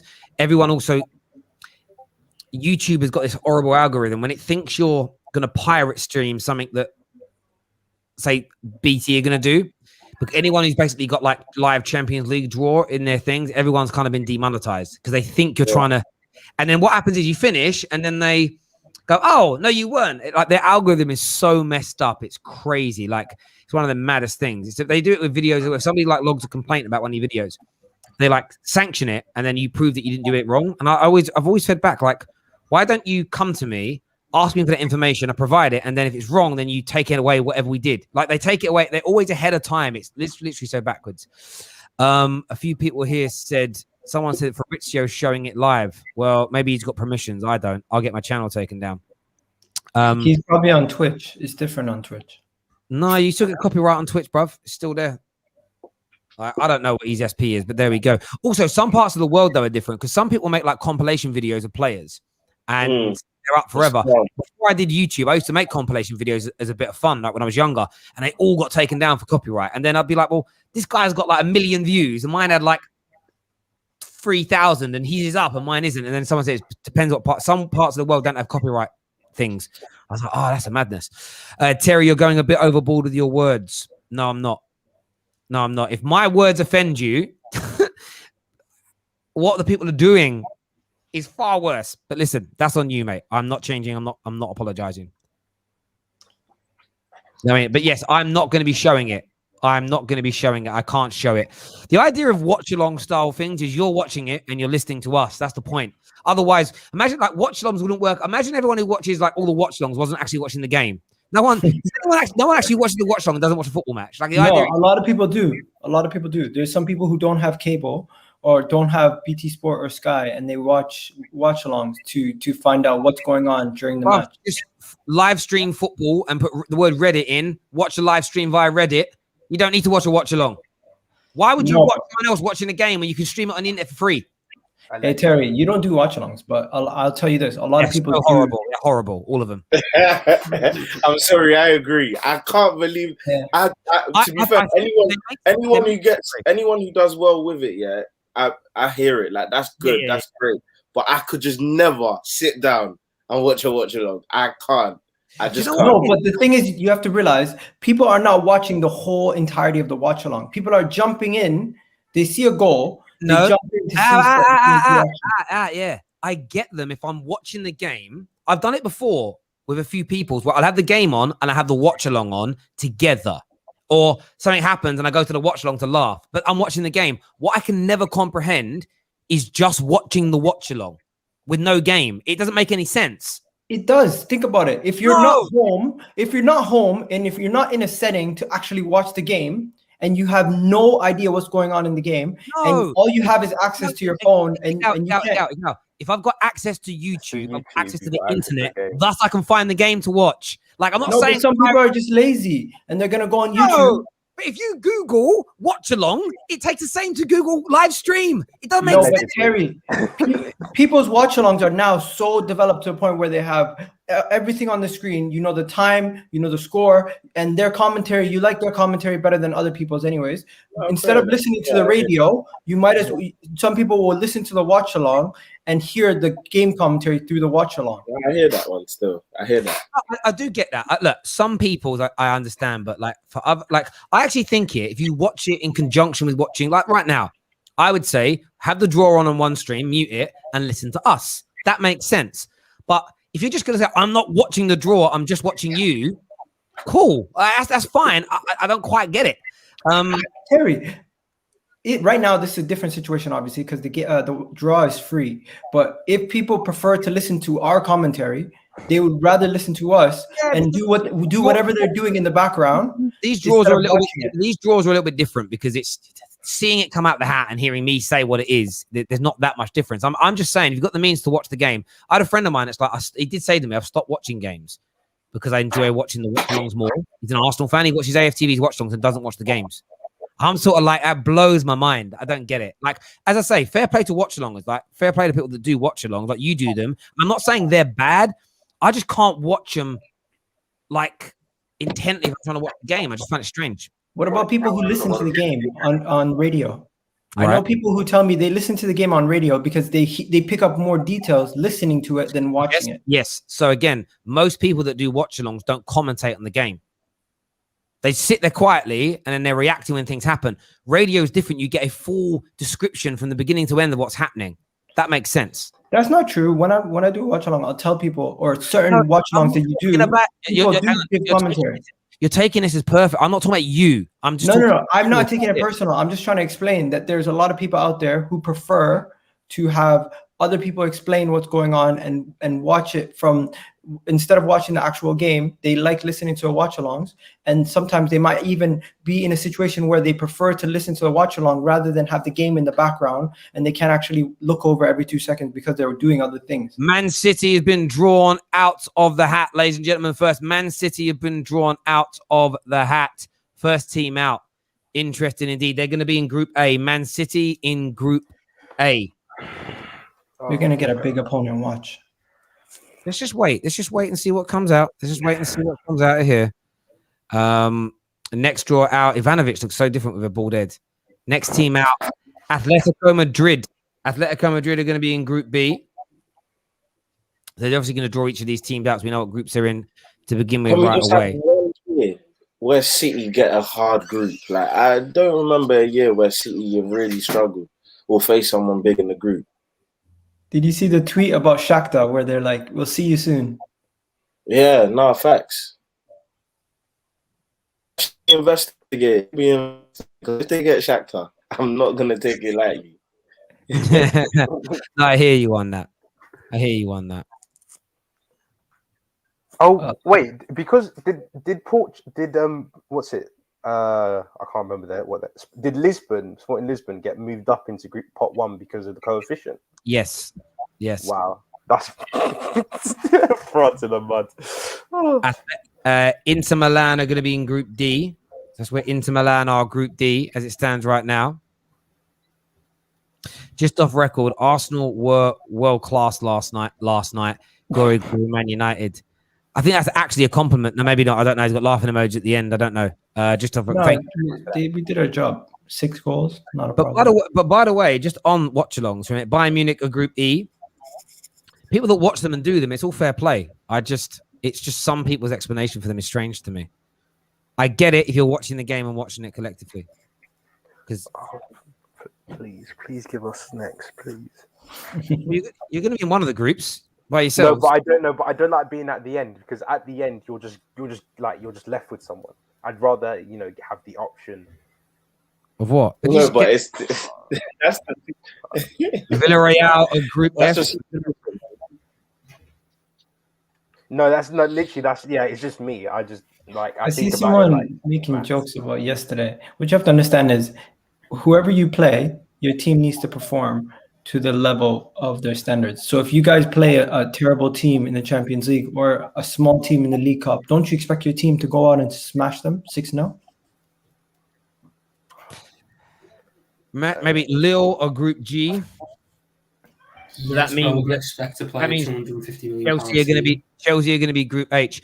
Neil here says watch football, turn down the sound, and watch along on with sound. That is how you watch it. That's how I think you should watch along, generally speaking. I do get if you're out, by the way, you want to check on what the score is, jump onto a gal's watch along to check the score. That also makes sense, by the way. Chelsea in the final group, their Group H. Do you know what I'm worried about? They're going to go to another big commercial thing and do more awards, aren't they? Or they're just going to go straight in? No, it's going to be defenders. Oh, they long this out, didn't they? Like they long it out. The maddest part is there's no adverts, so not even making any money. Like I can get it if there's a commercial break and you got to do it all. So there we go. mean, the first part of the draw is boring anyway, so it's not even really started yet. They don't even need to draw them. Why don't they just randomly give like a group to each one? Yeah. You know what I mean? There's no drama for the first one, is there? It's all. It starts in pot 2. Pot 2 is where it starts. Pot 2 is where it's at. Yeah, exactly. Pot 2 is stronger than pot 1 because of everything that happened last year, because of all the shocks and so on. Like, I think Ruben Diaz.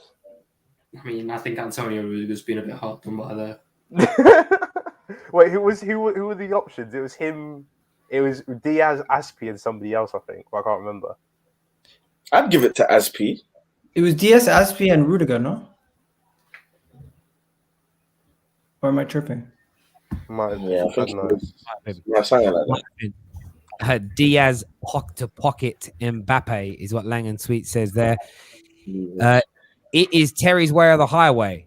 Well, in my life, yes. I mean, I live my life my way. I'm not telling, like, just because I've got an opinion on something doesn't mean, Terry said that he doesn't like watch-alongs. That means I can't watch them. No, bruv, you do your thing. Like I said, there's no judgment. As I said already, there are ways in which watch-alongs make sense. My point was, if you're choosing to not watch the game and just watch a watch-along, I find that weird. I don't think that's an outrageous statement. If you don't have the means, this is what I mean when it comes to these kind of arguments. Yeah, but what if this and that and the other? Okay, cool. Let me just rephrase it then. So we can write. If you've got the means to watch the game, either legally or illegally, whatever you're choosing, and you choose not to just to watch a watch-along, I find that weird. If you can watch the game, you've got to watch it in one way, shape, or form, right? Or am I wrong on that one? I don't know. Do you find it weird people who don't watch the game and just watch Match of the Day? No. No, because there's you're still no reason for that. You're not understanding my point, Agal. It's if you've got the means to watch the footage of the game while it's on, why would you not? That's my point. Even back in the day, one of the biggest reasons for Match of the Day was because the means to watch the game wasn't readily accessible for a lot of people. Like, I remember back in the day, I don't know if this happened with everyone else, but like I would, like, as a kid, when BBC News came on just before Match of the Day, they would say if you didn't want to know the scoreline, cover your ears and that. And I'd actually do that. Like, I'd actually cover my ears. You know what it is as well? Like, do you know what, Gal? What I like about your watch-alongs, because I have watched some, I watch it, and what I love about True Geordies is that they're like, and we're creating something that isn't a watch-along show, but it's something similar that's coming on the terrace soon. Like, True Geordies is amazing because I don't like watching True Geordies live. Do you know why? Because they have some really good, insightful conversations, and I can't watch a football match and listen to that at the same time. You can't do it. There's no way you can sit there and listen to a 10-minute intensive debate about a very good subject matter and also intently watch football. I don't think you can do that. So I like watching their shows back or the clips that come out because it makes more sense. So it's just hard for me. Maybe it's a me thing. I struggle to listen to in-depth conversations and study football at the same time. It's difficult for me. I think that's what it is. It's not an issue with watch-alongs as a concept. It's just I can't do both, really. It's easier when it isn't my team, though. If I'm watching, I was just about to say, the only watch-alongs I can watch is AFTV, especially when they're losing. It's brilliant. Yeah. I say that. 306 was the page to go for live scores on Teletext. Jeez, man's got some knowledge there. Man's got some knowledge. Teletext was the one. And the worst bit was when you go on and you'd be playing Arsenal away. And that you're on page 2 of 5, and you got to wait for it to load back round. Come on. Yeah, but that was it. That was it back in the day. Yeah, like, you man are too old. You think that's bad? Listen, I used to watch the cricket scores on Teletext. I used to let it go up 1 by 1. People won't realize you used to buy holidays on Teletext. Yeah, you see the holiday, and then you'd wait. You have to wait for all the pages to stick to all the details. Oh, Dortmund are out. Yeah, Dortmund are out. Dortmund are out. Dortmund have come out. What group are they going to be in here? Dortmund are out, ladies and gentlemen. Oh, good. They can't get Chelsea either. Yes. They can only, guys, sorry. They can only be in A, B, C, or D. They can only be in A, B, C, or D. And this is what, here we go. Who's coming out of here? Ladies and gentlemen, who are they going to get? What letters coming out? Man like Essien's pulling it out. He still looks good for his age, you know. He looks good. Still looks like he can still play. The draw's being done here. Who's coming out of the hat? It's going to be group number or letter, I should say. It's Group C. It's Sporting Lisbon. Sporting Lisbon. Haaland's getting them Champions League goals. Getting them goals. He's getting goals. He's getting goals. He's getting goals there straight away. I wanted Live Dortmund. draw on here, ladies and gentlemen. There it is. I did not want that. Haaland, Lukaku. Next team out of the hat is Real Madrid. Real Madrid are out of the hat, ladies and gentlemen. As you can see, look at that hairline, bro. That makes me feel happy. Like, there we go. They're going to be pulling out the letter in just a few seconds, but it's Real Madrid. David, I want them. They're going to Liverpool. Watch. That'd be nice. I want Real Madrid. So they added a few extra balls in. Essien's running it round. Who are they going to get? Who is coming out of the hat here? He's mixing it up. Every time I'm going to speak about Ivanovic in a minute. Here we go. Essien's about to open this up. Who's it going to be? It's Group D. Inter Milan, Real Madrid. Group D, Inter Milan, Real Madrid. There we go. You know, whenever I see Ivanovic, I think of that advert. You know where he says, world.org.com. And they're laughing at him. Honestly, that made me die because he's so awkward as well, isn't he? Like, even out there now, he's just like Lurch walking about. All right, next name to come out the hat, ladies and gentlemen. It is being unscrewed as we speak. Ivanovic, he's so precise, isn't he? He's taking it out of the little bit of plastic. It's somebody. Liverpool are out. Liverpool Football Club have been drawn out of the hat, ladies and gentlemen. Oh, obviously they can't be in Group A or H. They can't be in A or H. They can't be in A or H because, of course, Chelsea and Man City are in those groups. But Liverpool Football Club, where could they be? Where could they go? It's being anyone but Bayern. Anyone but Bayern. One sec, guys. It's being pulled out right now. Essien's unscrewing it. Who is it going to be? Who are they going to be up against? What group are they in? It's Group B. It's Atletico Madrid. It's Atletico Madrid for Liverpool. Atletico Madrid, Liverpool Football Club. They've got letter B. I keep saying number B, but there we go. Liverpool Atleti. Liverpool 280 minutes of Simeone ball, man. For God's Inject sake. it into my veins. Next name out, ladies and gentlemen. Next name out of the hat here. The way Ivanovic is holding and twisting that is making me die, bruv. PSG. PSG. Paris Saint-Germain. Group H. Here we go. No. Dead that. You want them to face Chelsea. Come on. No, you don't. No. Come on. There's not very many. Group A. Group A. Because they had to go into that bit. They had to go into the first bit. Get in there. You know what this means? You know what this means? Though? I think I might go to Manchester. You get two blockbuster ties, but they can't meet in the round of 16. They're both in the quarterfinals. Juve are now out the hat, ladies and gentlemen. There they are, Juve. There they go. The next. Oh wow. You know. This will be here we go. There's not many left here. It's getting to, and Man United have got Bayern, Lille, or Villarreal left. That's all we can get. You know what? Put this in the Bayern's group, man. Give me Group E. Give me Group E. I want you. Here we go. Who's coming out the hat here, ladies and gentlemen? Just wait for us, please. Wait for us, please. That's H. Chelsea. They got Chelsea. Juve. Allegri. I don't mind that. Like Allegri, bruv. Oi.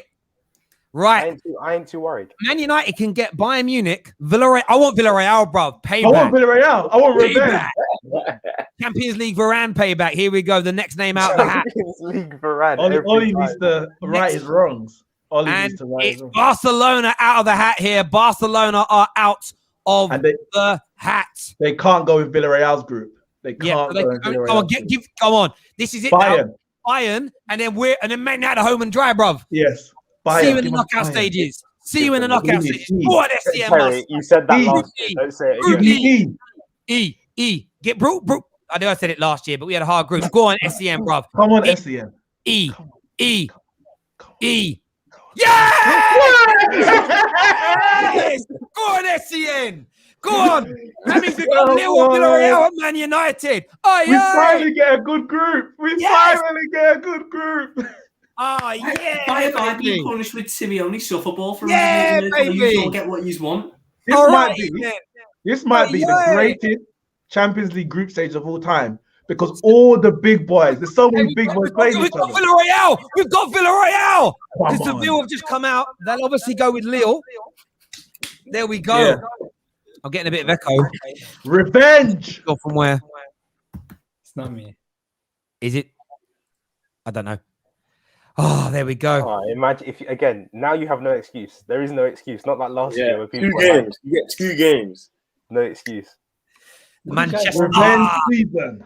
No, but you know what? I don't listen. It is what it is. But however, this is the Ollie Judge kicking in. Like he won't get out of the group state. He's got to now. But that's where the pressure comes in. Expectations high. Well done. Not well done. We didn't do anything. But well done for Good playing. afternoon. Good afternoon. How do you say that with Emery accent? Good afternoon. Yeah, you just got to give it to the comments sometimes. They're funny. Wow, I'm really. But you know what? Like, I wouldn't look at any of those groups and think to myself, like, well, actually, Man City PSG is a big one. hang on a minute. Who got put into Bayern's group? And Barcelona. Barcelona. Yeah, that's It's pretty. not, but Barcelona's not Barcelona anymore, is it? It's like Yeah, but it's still going to be a big night. so obviously it's a big game.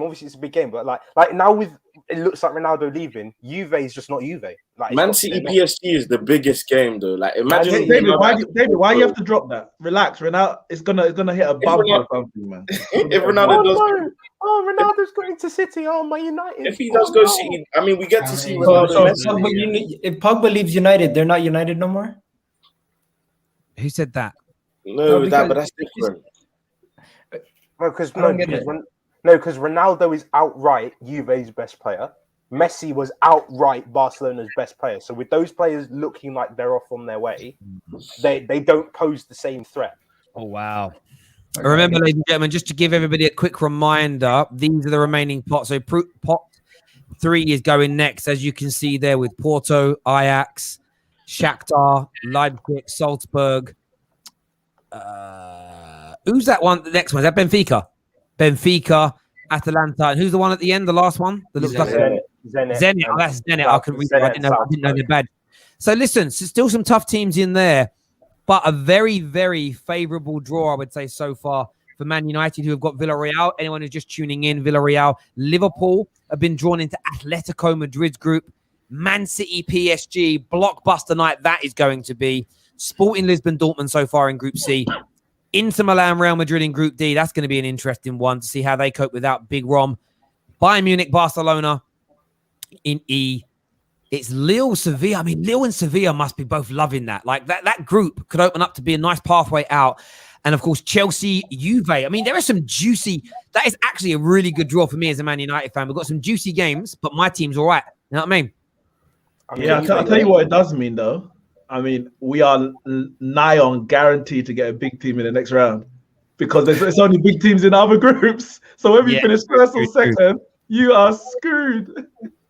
By the way, listen, my 8 goal Bruno, you can clip me on this. 8 goal Bruno, it's working so far. Like, there we go. I think he'll do it. 8 goals. How many goals did he score against Villarreal in the final? Sorry? How many goals did he score against Villarreal in the final? What's the relevance of that? You said 8 goals, so I'm just saying. He's got 2 chances now. Yeah, like he just. Do you know what's mad? Like if we played that Villarreal game again 10 more times, we would win it 9 of them. Like we really would. It was just a bad night. But there we go. Anyway, Kante for Ballon d'Or. Anyway, let's go. No, Jorginho. No, Jorginho didn't win midfielder of the year, you know. So I think that puts his Ballon d'Or bid. Yeah, but could he? But isn't he tipped to win Player of the Year? That's my point. Is he? Yeah, I thought he is. Jorginho's that makes me feel sick though. How can you be the Player of the Year but not the Midfielder of the Year for a midfielder? That's what I'm saying. Like that's my. I think it's Champions League Midfielder of the Year. Yeah, right. But this is like school, isn't it? You know, like you used to get a gold medal if you won a race. Now you get a gold medal if you come last just because you run. Like, don't need any of that, mate. Just pick the best. Don't need that softness. Do you know what I mean? Make sure that like button's been smashed, ladies and gentlemen. Here we go. The next round of draw is coming out. This is where it gets nice, and this is where your groups can really fill out now. First name out of the hat. Man like Ivanovic spinning it. He's twisting it. Who's it going to be? Shakhtar, maybe? Someone along that line? Yep. It's yes. Shakhtar. Listen, give me that. You know what? I don't want that because that's a long journey. By the way, they can only get groups E, F, G, and H. I'm for whatever surprised. reason. Usually they're rigged into Man City's group. I thought that was just a guarantee. No, well, the thing just come up with 3 of the groups read it out. Yeah, that's what I'm surprised. They Red usually is the ones they can't get in. If it's grey, they can't get into it. Oh, is it grey? They can't. All right, sorry. Red they can. Sorry, because I'm They not can get to understand. anyone. I bet it's Man City. It's always Man City. If it's group That A, seems it's a funny. shambles. Is it going to be Man City? Is it going to be Man City? Man City. It's not a great journey, is it? It's not a great journey. Let's see what comes out here. Man like SEN. He's twisting it. He's turning it. Oh, group number D. Okay. Real Madrid. Group D. Shakhtar. Shakhtar caused Real Madrid problems last year. Like big problems. They did. Oh, they won't this year with Kylian Mbappe leading the line. Well, is he going to be leading the line? He's going to be on the wing. Oh, well, 3 of them leading it, innit? Him. They need Kylian Mbappe, didn't they? Because Hazard never plays. Did they say a new bid was going in of 145 or something that's like that? now been rejected, but there's a new bid. In my opinion. Right, next name out, Benfica. Of course, I'll take that. I'll take Benfica. Beaten finalists in 1968. Xavier, sorry, and all them man. Xavier, that's the one. I don't know why. Xavier. I'm thinking of. I nearly call him Professor X. I'm getting confused with X-Men right now. My brain's gone. I had a I'll take Benfica. Salzburg. I'd take the Benfica. Yeah, I'd take Benfica every day of the week. Every day of the week, I take. What group are we? We are Group F. We're Group F. Yes. Go on now, SEN. Benfica underneath. Go on, SEN, my friend. Go on, SEN. Go on, son. Go on, bruv. Brilliant at number F. E. It's going to be Bayern Munich, Barcelona, Benfica. That is royalty right there. That is European royalty. I want Zenit. I want Dejan Lovren to have to come back to Anfield and play us. See if he lives up to his stupid little statements then about how we miss him. So when he scores the winner, what next, Tom? When he scores the winner, what next? If Dejan Lovren scored the winner, I'd go out and buy a Dejan Lovren Liverpool shirt. Genuinely. Can you even still speak of the devil. Zenit are out of the hat. They're out of the hat. You don't want to go Russia either. That's just long. It's a long journey. It's a very. You know, in our luck, we'll have Russia on the Wednesday and Man City on the Saturday. Yeah, 100%. You get that Tiraspol team in Moldova. Lovely trek to Moldova. Yeah, you don't need that. You want it all in like Western Europe. That's where you want to be as best you can. Man. Nice hotel. Where's Celtic and Rangers? I would love them. Where are they? Well, they flopped. So. Yeah, they lost. Scottish football is League One football at best. No offense. The groups out here is Group H. Chelsea. We've got Zenit. I don't mind. Oh, of course we did. It's a good team, but it's just a long journey. Yeah, it's a good team. You want that as your 6th game, the away leg to be the 6th game. Hope you qualified. You can send out the second game. Chelsea have mad squad depth, so they don't need to worry. Yeah, I think we're fine. Yeah, Loftus-Cheek ain't doing it, mate. Tell you that right now. Next name out, boys. Oh, RB Leipzig. Don't want this one. United. No. They killed us last year. They're not the same team as last year. They're not. I don't care. There's only one revenge at any one time. One sec. I think they can only be in a couple of groups. They can only be. Let me just see what. There's only 4 groups they can be in here, so the chances of it being Man United have just increased significantly. Of course, 3 groups already gone. SEN's opening it up. Group A. Make it a proper group of death. Yeah! Whoa! Look at that! Proper group of death. Look at that! All we need is 18. Wow! And do you know the maddest of it is we've all come out and said Man City and PSG have to win it this year, and then they're getting this group that could actually stop it at. at that my level. God, that's actually one of the most hated groups in like Yeah. European football. They're Like, fake, all of it's three put fake together. teams. Yeah, It's three fake teams. Oil, franchise.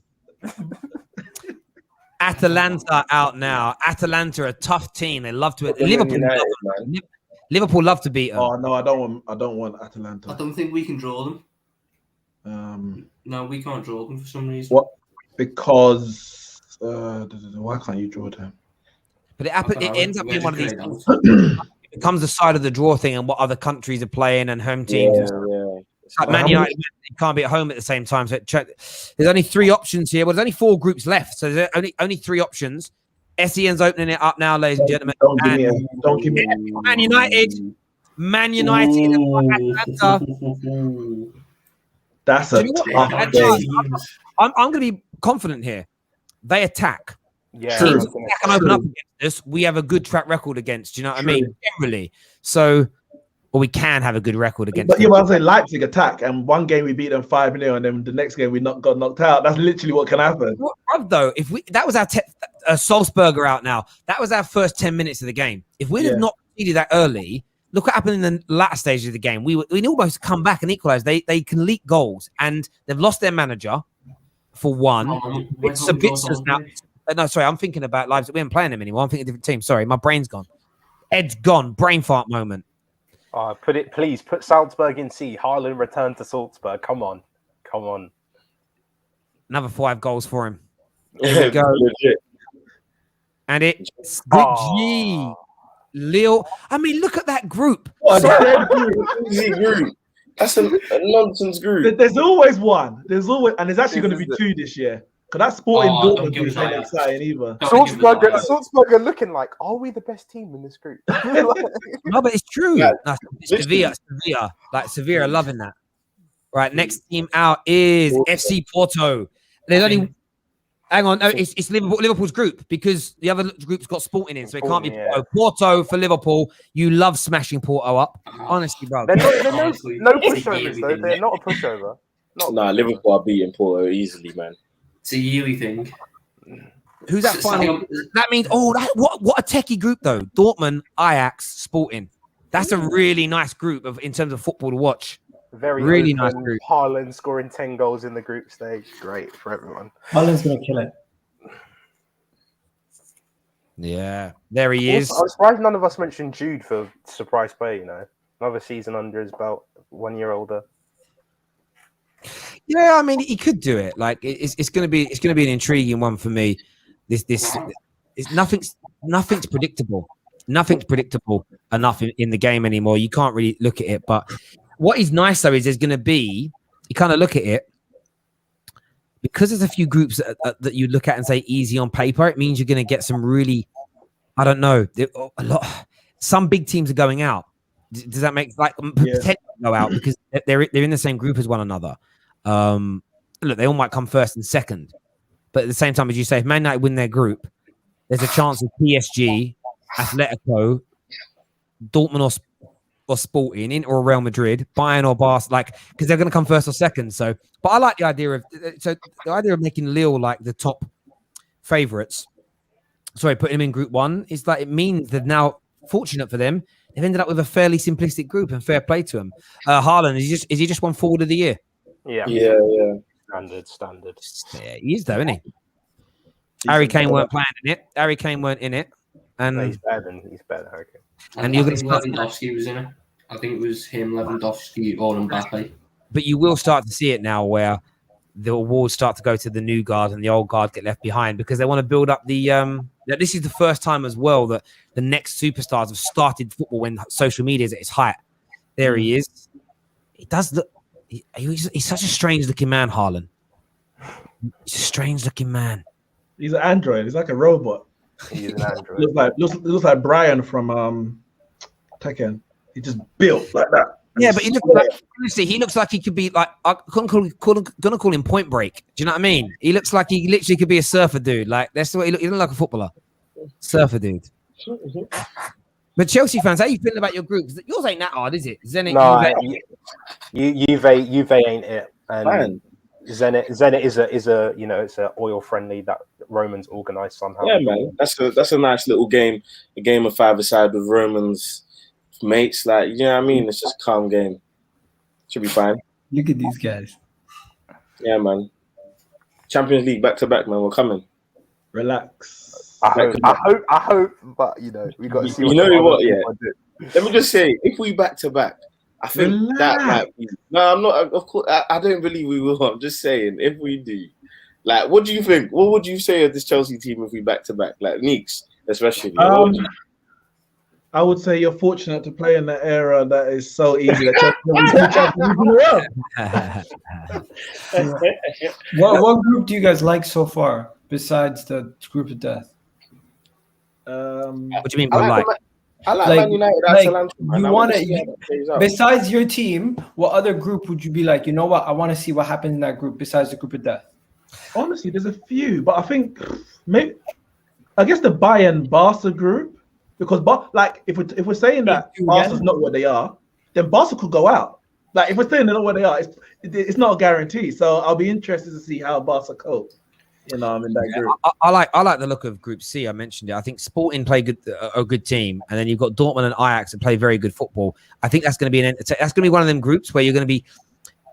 I always watch the English teams when they're on, but it's going to be one of those groups where you're going to be checking on the updates. It's fucking hell, it's 4-3. 4-3 Dortmund. Basically, don't put it in your ACCA because it will just mess you up. Anything can happen. You can't predict that one. Can't predict it. Absolutely. Right, here we go. The final team's being drawn out, ladies and gentlemen. Ivanovic, the way he's holding it, he's like this. He's like holding it like this, like really pronounced, like Shakespeare, and like twisting it. It's making me die. I don't even know why it's making me laugh. At least he can open it. Oh, True. Young boys. Relax. Who's be having a little bit of above the young age. boys? Above age. Who's pulling out the Arsene Wenger pulling out the balls? What? Arsene Wenger? Oh, sorry. Yeah, I thought you said young boys. There's only one Arsene Wenger. I'm not going to sing the song. Can I have a question while the next being drawn? Arsene Wenger was at Liverpool's training ground. What awards were they being given? The was he just posing with old? It was the old awards. So the all the awards from last year. He was given. So Liverpool are really dragging these trophies out of. It's that deep. Young boys are in Group F with Manchester United. What a group! What a group! Take it. Hang on. Who now wants to revisit 8 goals, Bruno, in the tournament now? He can get 5 in the group stages, bro. A few pens in there as well. Do you know what I hope he does? I hope he gets 8 goals and all penalties, mate. Then I'm going to love it. Anyway, but it all depends on how long you go, how far you get in the tournament. If you get knocked out you could have 8 goals before the end of the group stages, fam. Marcus Rashford was the top goal scorer up until like the quarterfinals last season. Yeah, because that hat trick at the beginning, it helped him. Yeah. Like, how many goals did he get? I think he got 6 overall. Yeah. Oh, that's sick. Yeah, and that was all in the group stage. Bruno, 8 goals. Why is my man just recording the thing on his phone? Yeah, like you're live, bro. What's he doing? He saw the camera on him and he was like that. Oh shit. He's the guy that's giving the live feed to Fabrizio. That's what he's doing. Right, but this Castle coming out, and they're up against. They're going to be in Group C. Group C. With the Sporting's group. There we go. Nice little trip. A lovely group for Bristol. Nice little trip to Turkey to get a little bit of winter sunshine. Yeah, Here he is with his phone again. What's he doing, bruv? Do you know what? I watched a film last night, Troy, Brad Pitt. I didn't realize Troy is in the place Troy with a Trojan horse and all them things. He's in Turkey. Didn't know that. I researched it last night. It's Turkey. Just in case anyone cared. And I was like, oh. Who's out now? AC Milan. Go on. Well, it can't be. They can only get A or B. They can only get A. Yeah, because of the Italians. Yeah. Please. Hey. Oh, that would be brilliant. Football. Hey. Excellent. You're the goat for a reason.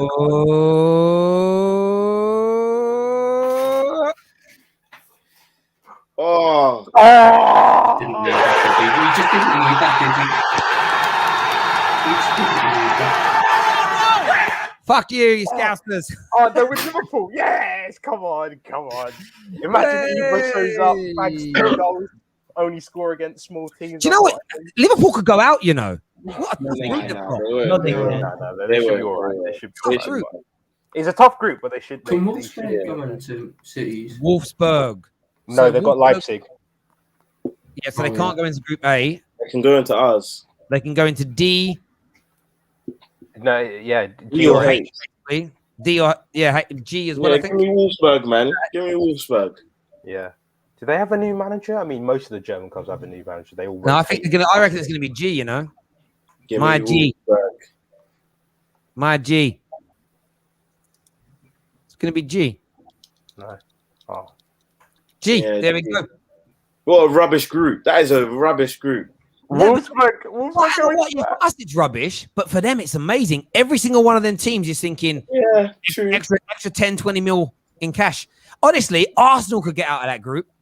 Do you know what I would say that's good Don't do though? that. Don't do that. This is What I'll tell you is good about the group is that means on the night where they play, we won't have to split between 2 games like we were doing last season. No. Club Brugge. Oh, do you know what though? Club Brugge. I'd love that. Bruges is one of the loveliest parts of the world to visit, especially on a match day. I have been there for a match day. Honestly, I didn't want to go home. It was so good. You can't get them. I know we can't. Oh, I'm so dumb. I'm so dumb. Why did I No, say that? you're right. Only 4 teams in a group. You're right, David. Yeah, I was gonna say my brain. I was there like, I was like, they can't go in that group in the Man United group. It's like, yeah, because they got 14. That's a really good away day. A really good away day. Oh no. They're gonna get The whipping boys. The whipping boys. Poor Simon Mignolet is never going to have to face so many shots in his life. The whipping boys. Oh, they're in so much trouble. Oh no, I don't want this Tiraspol team because Moldova. I don't want to be trekking to Moldova. No, imagine if you lost to them though. You'd Oh, never. that's even worse. Oh. Didn't you lose? Malmo are out. Malmo in Sweden. We don't talk about Red Star Belgrade. We Yeah, don't you talk lost about to what Red happened Star days. that one season. I remember that We game. don't- I remember it. We don't talk about what happened In with Red fairness, Star. those 2 seasons where Liverpool got to 2 finals running, you nearly went out in the group stages both times. No, Do you remember that's when we were on Remember ice. that? No, I swear in one of them though, Alisson made a save in like the dying minutes in the game. It was the one where we won. It was the one where we won it. Against Yeah. Never take me past that game. Sadio Yeah, Mane. Oh my good exactly. god. I couldn't believe it. Right, here we go. It's been drawn here. It's Malmo, and it's going to be against Perfect. Group H, against Chelsea, against that. Chelsea. That's easy. Little bit of Malmo in my life. I mean, Chelsea are through their group. Easy group for Chelsea. Piece of P. Easy group for Man United. Easy. Chelsea don't get 6 wins out of 6. Tuchel will be sacked. I've said it. I need to join Man United. It's not pronounced Kiev. We've been saying it wrong, haven't we? I swear they announced it. I heard it during the Euros. They said it should be done the other way. What's that? I don't know. I can't remember exactly how to pronounce it, but it isn't Kiev. It's something like it's honestly not pronounced like that. Oh, I remember hearing a commentator say it. you're right. I can't That's remember. that's a Dynamo Kiev. There we go. And last team coming out is that what are they called? Tiraspol. Tiraspol. Yeah. Sheriff Tiraspol. Just call them. Yeah, them. The Real Sheriffs. Madrid group. So what group group do they are go into? Oh, Real Madrid. Real Madrid and Inter and Shakhtar. Jeez. Imagine that your first time in the Champions League, you get to play Real Madrid. That's a W. That's a big W. For Yeah, them. you go for exposure, for work experience. Yeah. It's the trick. Exactly. Like, and fans are allowed back in this year as well. So, like, for their fans, isn't it? They're getting to see them come, getting to travel to the Bernabeu. Exactly. Like, but it is. But there we go. Honestly, the group draws got me excited though. Like, legitimately. Group A. Why can you not be in the Champions League? Like, it's so fun. I mean, look at that. I mean, it's nice. These groups are really, Are you doing that on really purpose, David? nice. They're very, very nice indeed. What was that, Gal? Are you doing that on purpose, Daniel? No, I'm so sorry. I didn't even mean it like that. Are you doing that on purpose, Daniel? Like, honestly, like, man. You sound like Michael Jackson. Are you doing that on purpose, Tito? Don't hurt me, Jermaine. What? Okay, yeah. You were Listen, so I ain't seen the piss. spoken. You were like, Daniel, Did you really mean that? Did you do that on purpose? There we go. There's the other half of the group. I mean, there's some nice groups there as well. But Man United, Villarreal, Atalanta, and the old young boys, Chelsea there. Look, all three, though, of the English teams should be getting out of their group. Have to be getting out of their group stages. Have to be. Getting out. There's no doubt about it. Man United need to win that group. If you don't win that group, it's an utter embarrassment. Yeah, I'll tell you what's a bigger embarrassment. After being out of Europe. No. The reality is, I'm here for vibes, but you know what? I'm gonna call it as it is. Manchester United. If you guys don't win that group, Terry, embarrassment, utter embarrassment. Jesus, he's coming with sauce for guys. But we will win that group. Man United. I'm going to predict now. Man United, Chelsea, Liverpool will all win their group. City are going to come second in their group. All four English teams through. Do you know why? Because our league is the best. Our league is the strongest. Premier League reigns supreme, and we are going to destroy Europe again in all comps. You know, we're going to win the Conference League. We're probably not going to win the Europa League, actually, because we've got no one in it, actually. There's none of our better teams actually in the Europa League. You're not going to win the Conference League, by the way, because who's representing England? An English team's going to win it. Spurs are not going to win shit. Look at this. Look. If Spurs win it, more European trophies than Arsenal, bro. Can you imagine? Spurs might not even qualify. They still need to win their second leg, don't they? They're going to win this. Easy. Harry Kane hat trick because Harry Kane will start for fitness. Hat trick against whoever that team is. Man's bagging. He's doing 6, bro. 6 goals. To be fair though, isn't it obviously the same way? If you finish third in the group stages of the Champions League, you go down into Europa League. Third in the Europa League, you go into the conference league. Correct. A good team could still go into the Conference League. Yeah, that's very true. Are there good teams in the Europa League? That's the you guys really think Tottenham, West Ham, and Leicester are going to win European trophies? No, you said not the Europa League. Unless if Chelsea get knocked out into the Europa League, then an English team will win that. Yeah, facts. Why did you choose us, fam? Why did you choose us? Don't say of Chelsea.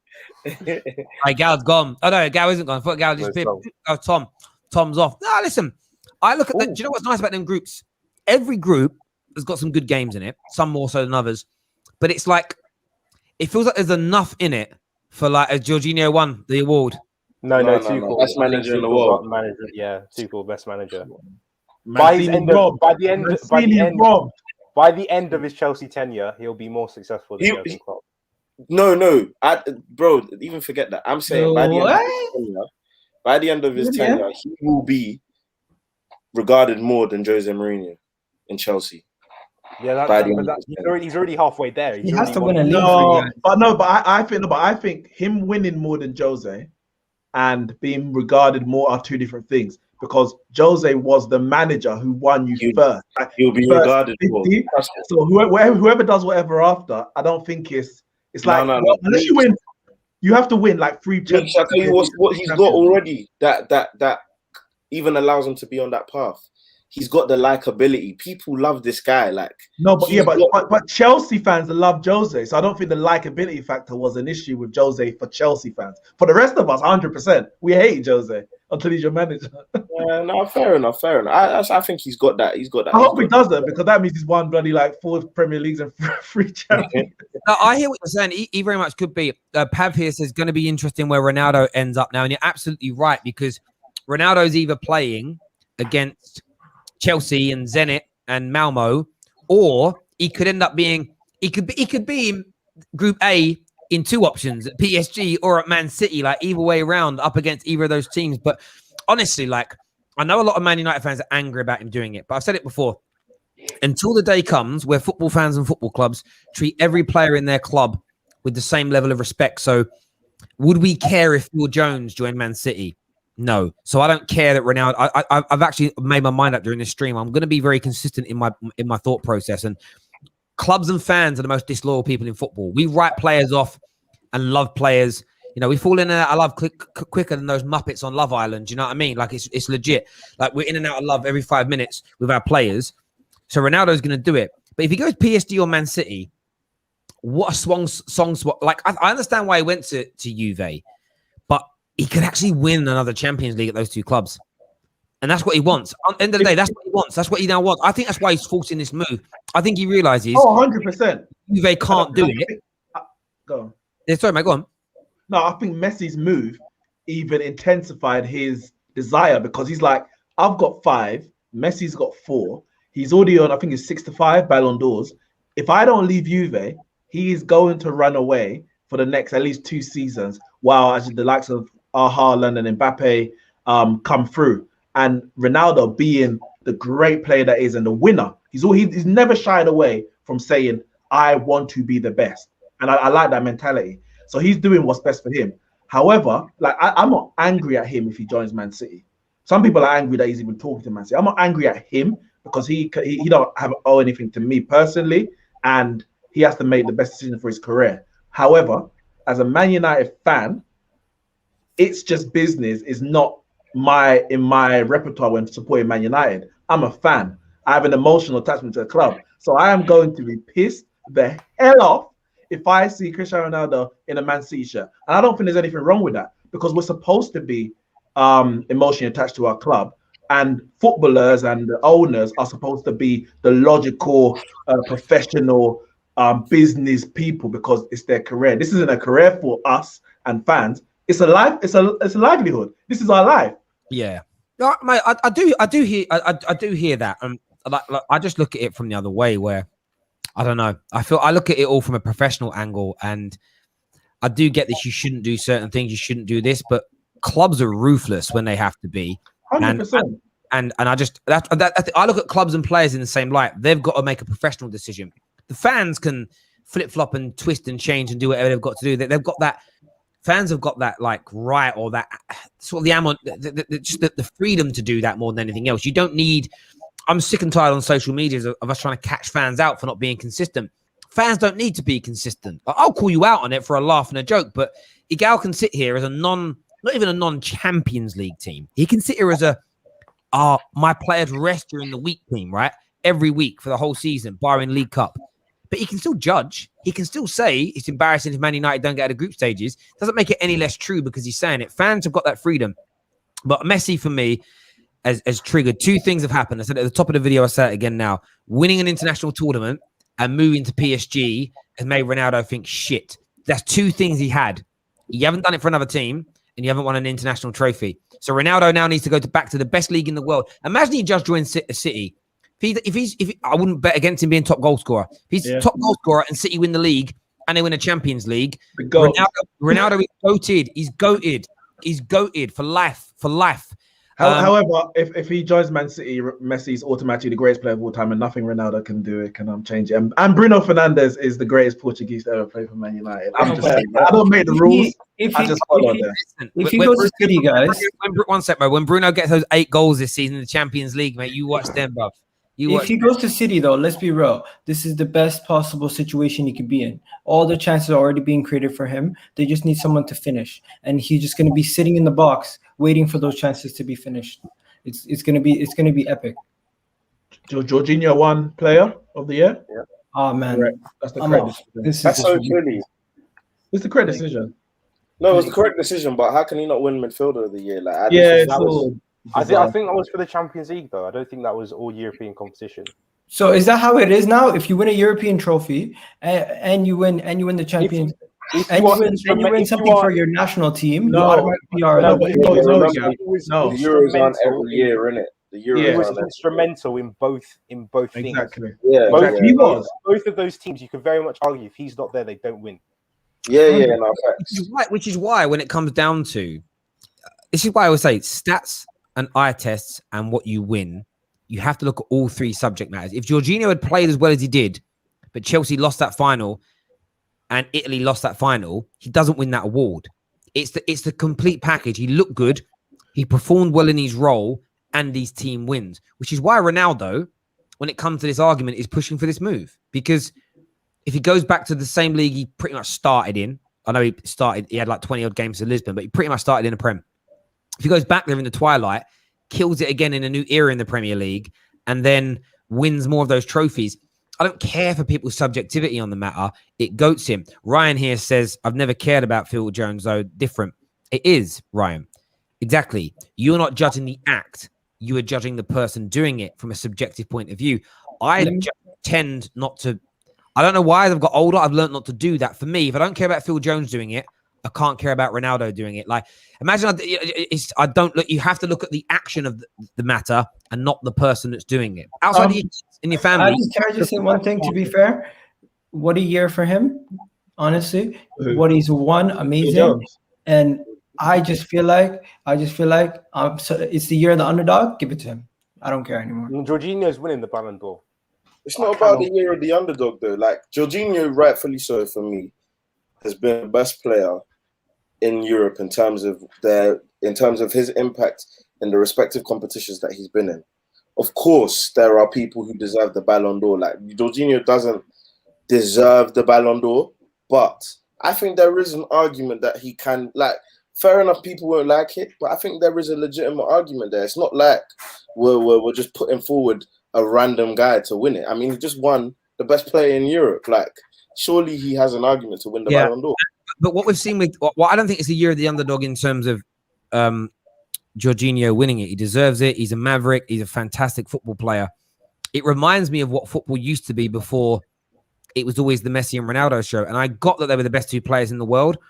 But so often, really good performers in seasons would just be forgotten about because they scored the most. And I've had this argument for years. Like, I feel at times, Hlam was as good a right back as Ronaldo was an attacking player. But because it isn't as fashionable, isn't as popular on social media, the push wasn't there for that. And it's good to see a player in a very, not an unfashionable role, but in a non-spectacular. Jorginho doesn't do anything. Or another handful of things a game where you go, oh, wow. But it's efficiency. I think I like him because he reminds me of Michael Carrick in a way. Just without him, this Chelsea system under Thomas Tuchel doesn't click. And why I'm happy for J5 himself is because he was one of those players under Lampard and under Sarri that the proper Chelsea lads despised. They didn't like him. He was the guy who got so much negativity around him. So the fact that without him, Chelsea wouldn't have just had one of the greatest seasons in their history. It's brilliant to see. Like, it's really brilliant to see a good quality player. I think there's a couple years, and I've said people say, "Oh, you're salty because this or that," but I'm very consistent. I think 2010, I think it was a Messi won it. It definitely should have been Schneider or Iniesta or Xavi. Iniesta and Xavi were in the same team as Messi, won exactly what Messi won for Barca, and were both very influential. And then won the World Cup in the same year.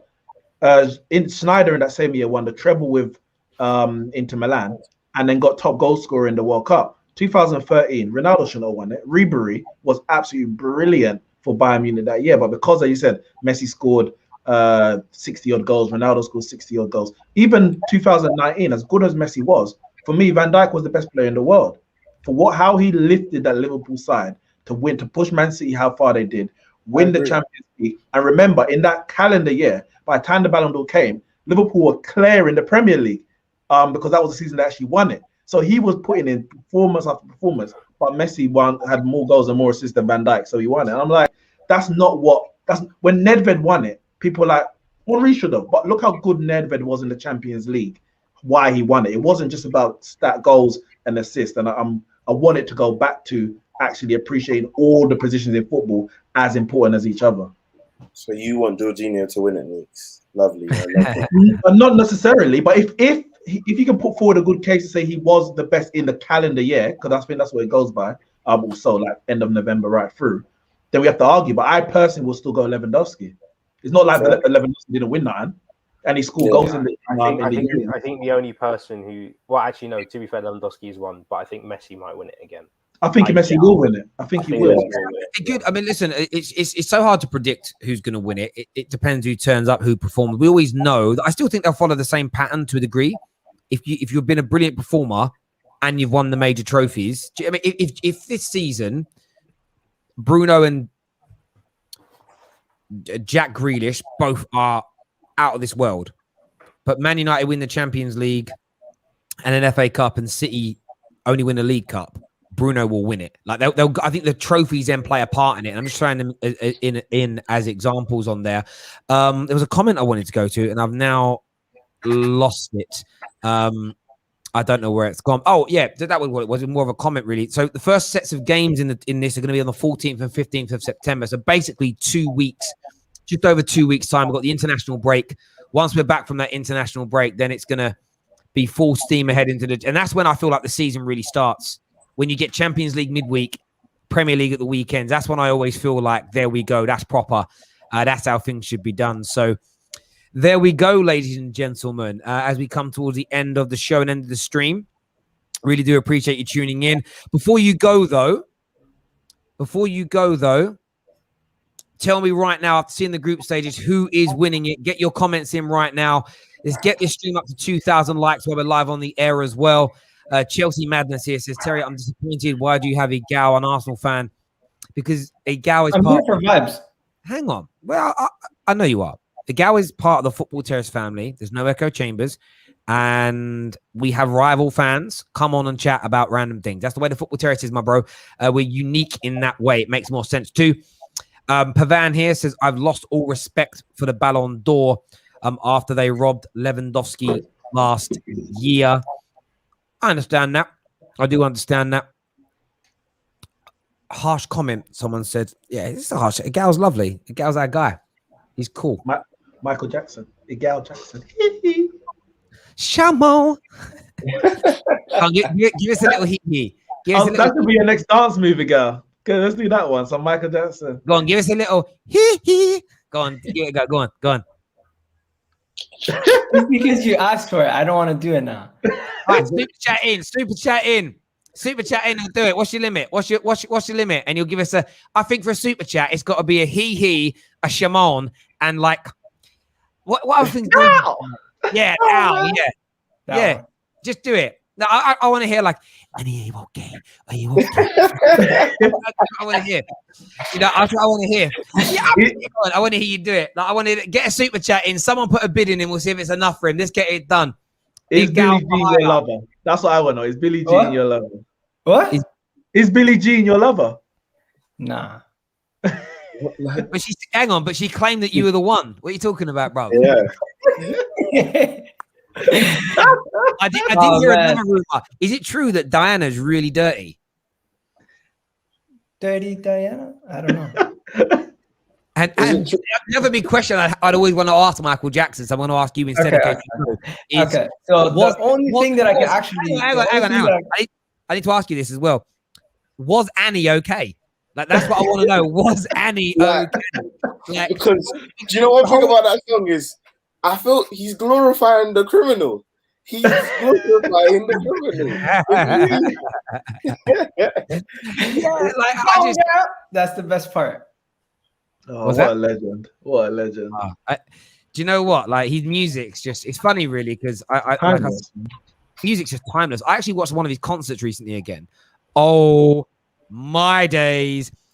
Big breaking news, ladies and gentlemen, to bring you right about now on the Football Terrace. I'm not ready, but I'm bringing it to you as we speak right about now. Let me just do this for a second. I've got to do this for a second here. It's to do with Kylian Mbappe. Let's go, baby. Real Madrid have made a new official bid, 170 million euros plus 10 million add-ons. Madrid sources feeling that it will be the final bid. Mbappe only wants Real Madrid, no Liverpool. Now or next summer, the bid has gone in after they denied it. Again, another interesting thing is, you know, the other day when AS were being called out of being a crap outlet, they broke that news earlier. We put it out there. And everyone's like, they're rubbish. Now, I told you, just because they're not your favorite, don't disregard and wait. But there we go. Kylian Mbappe bid has gone in. Nobody, Gal, wants to make you do the Michael Jackson noises. That's all good. So we're going to end the stream there, ladies and gentlemen. Everyone that's tuned in, thank you. Take care. Goodbye. God bless. United are winning the champ. We're winning the champ.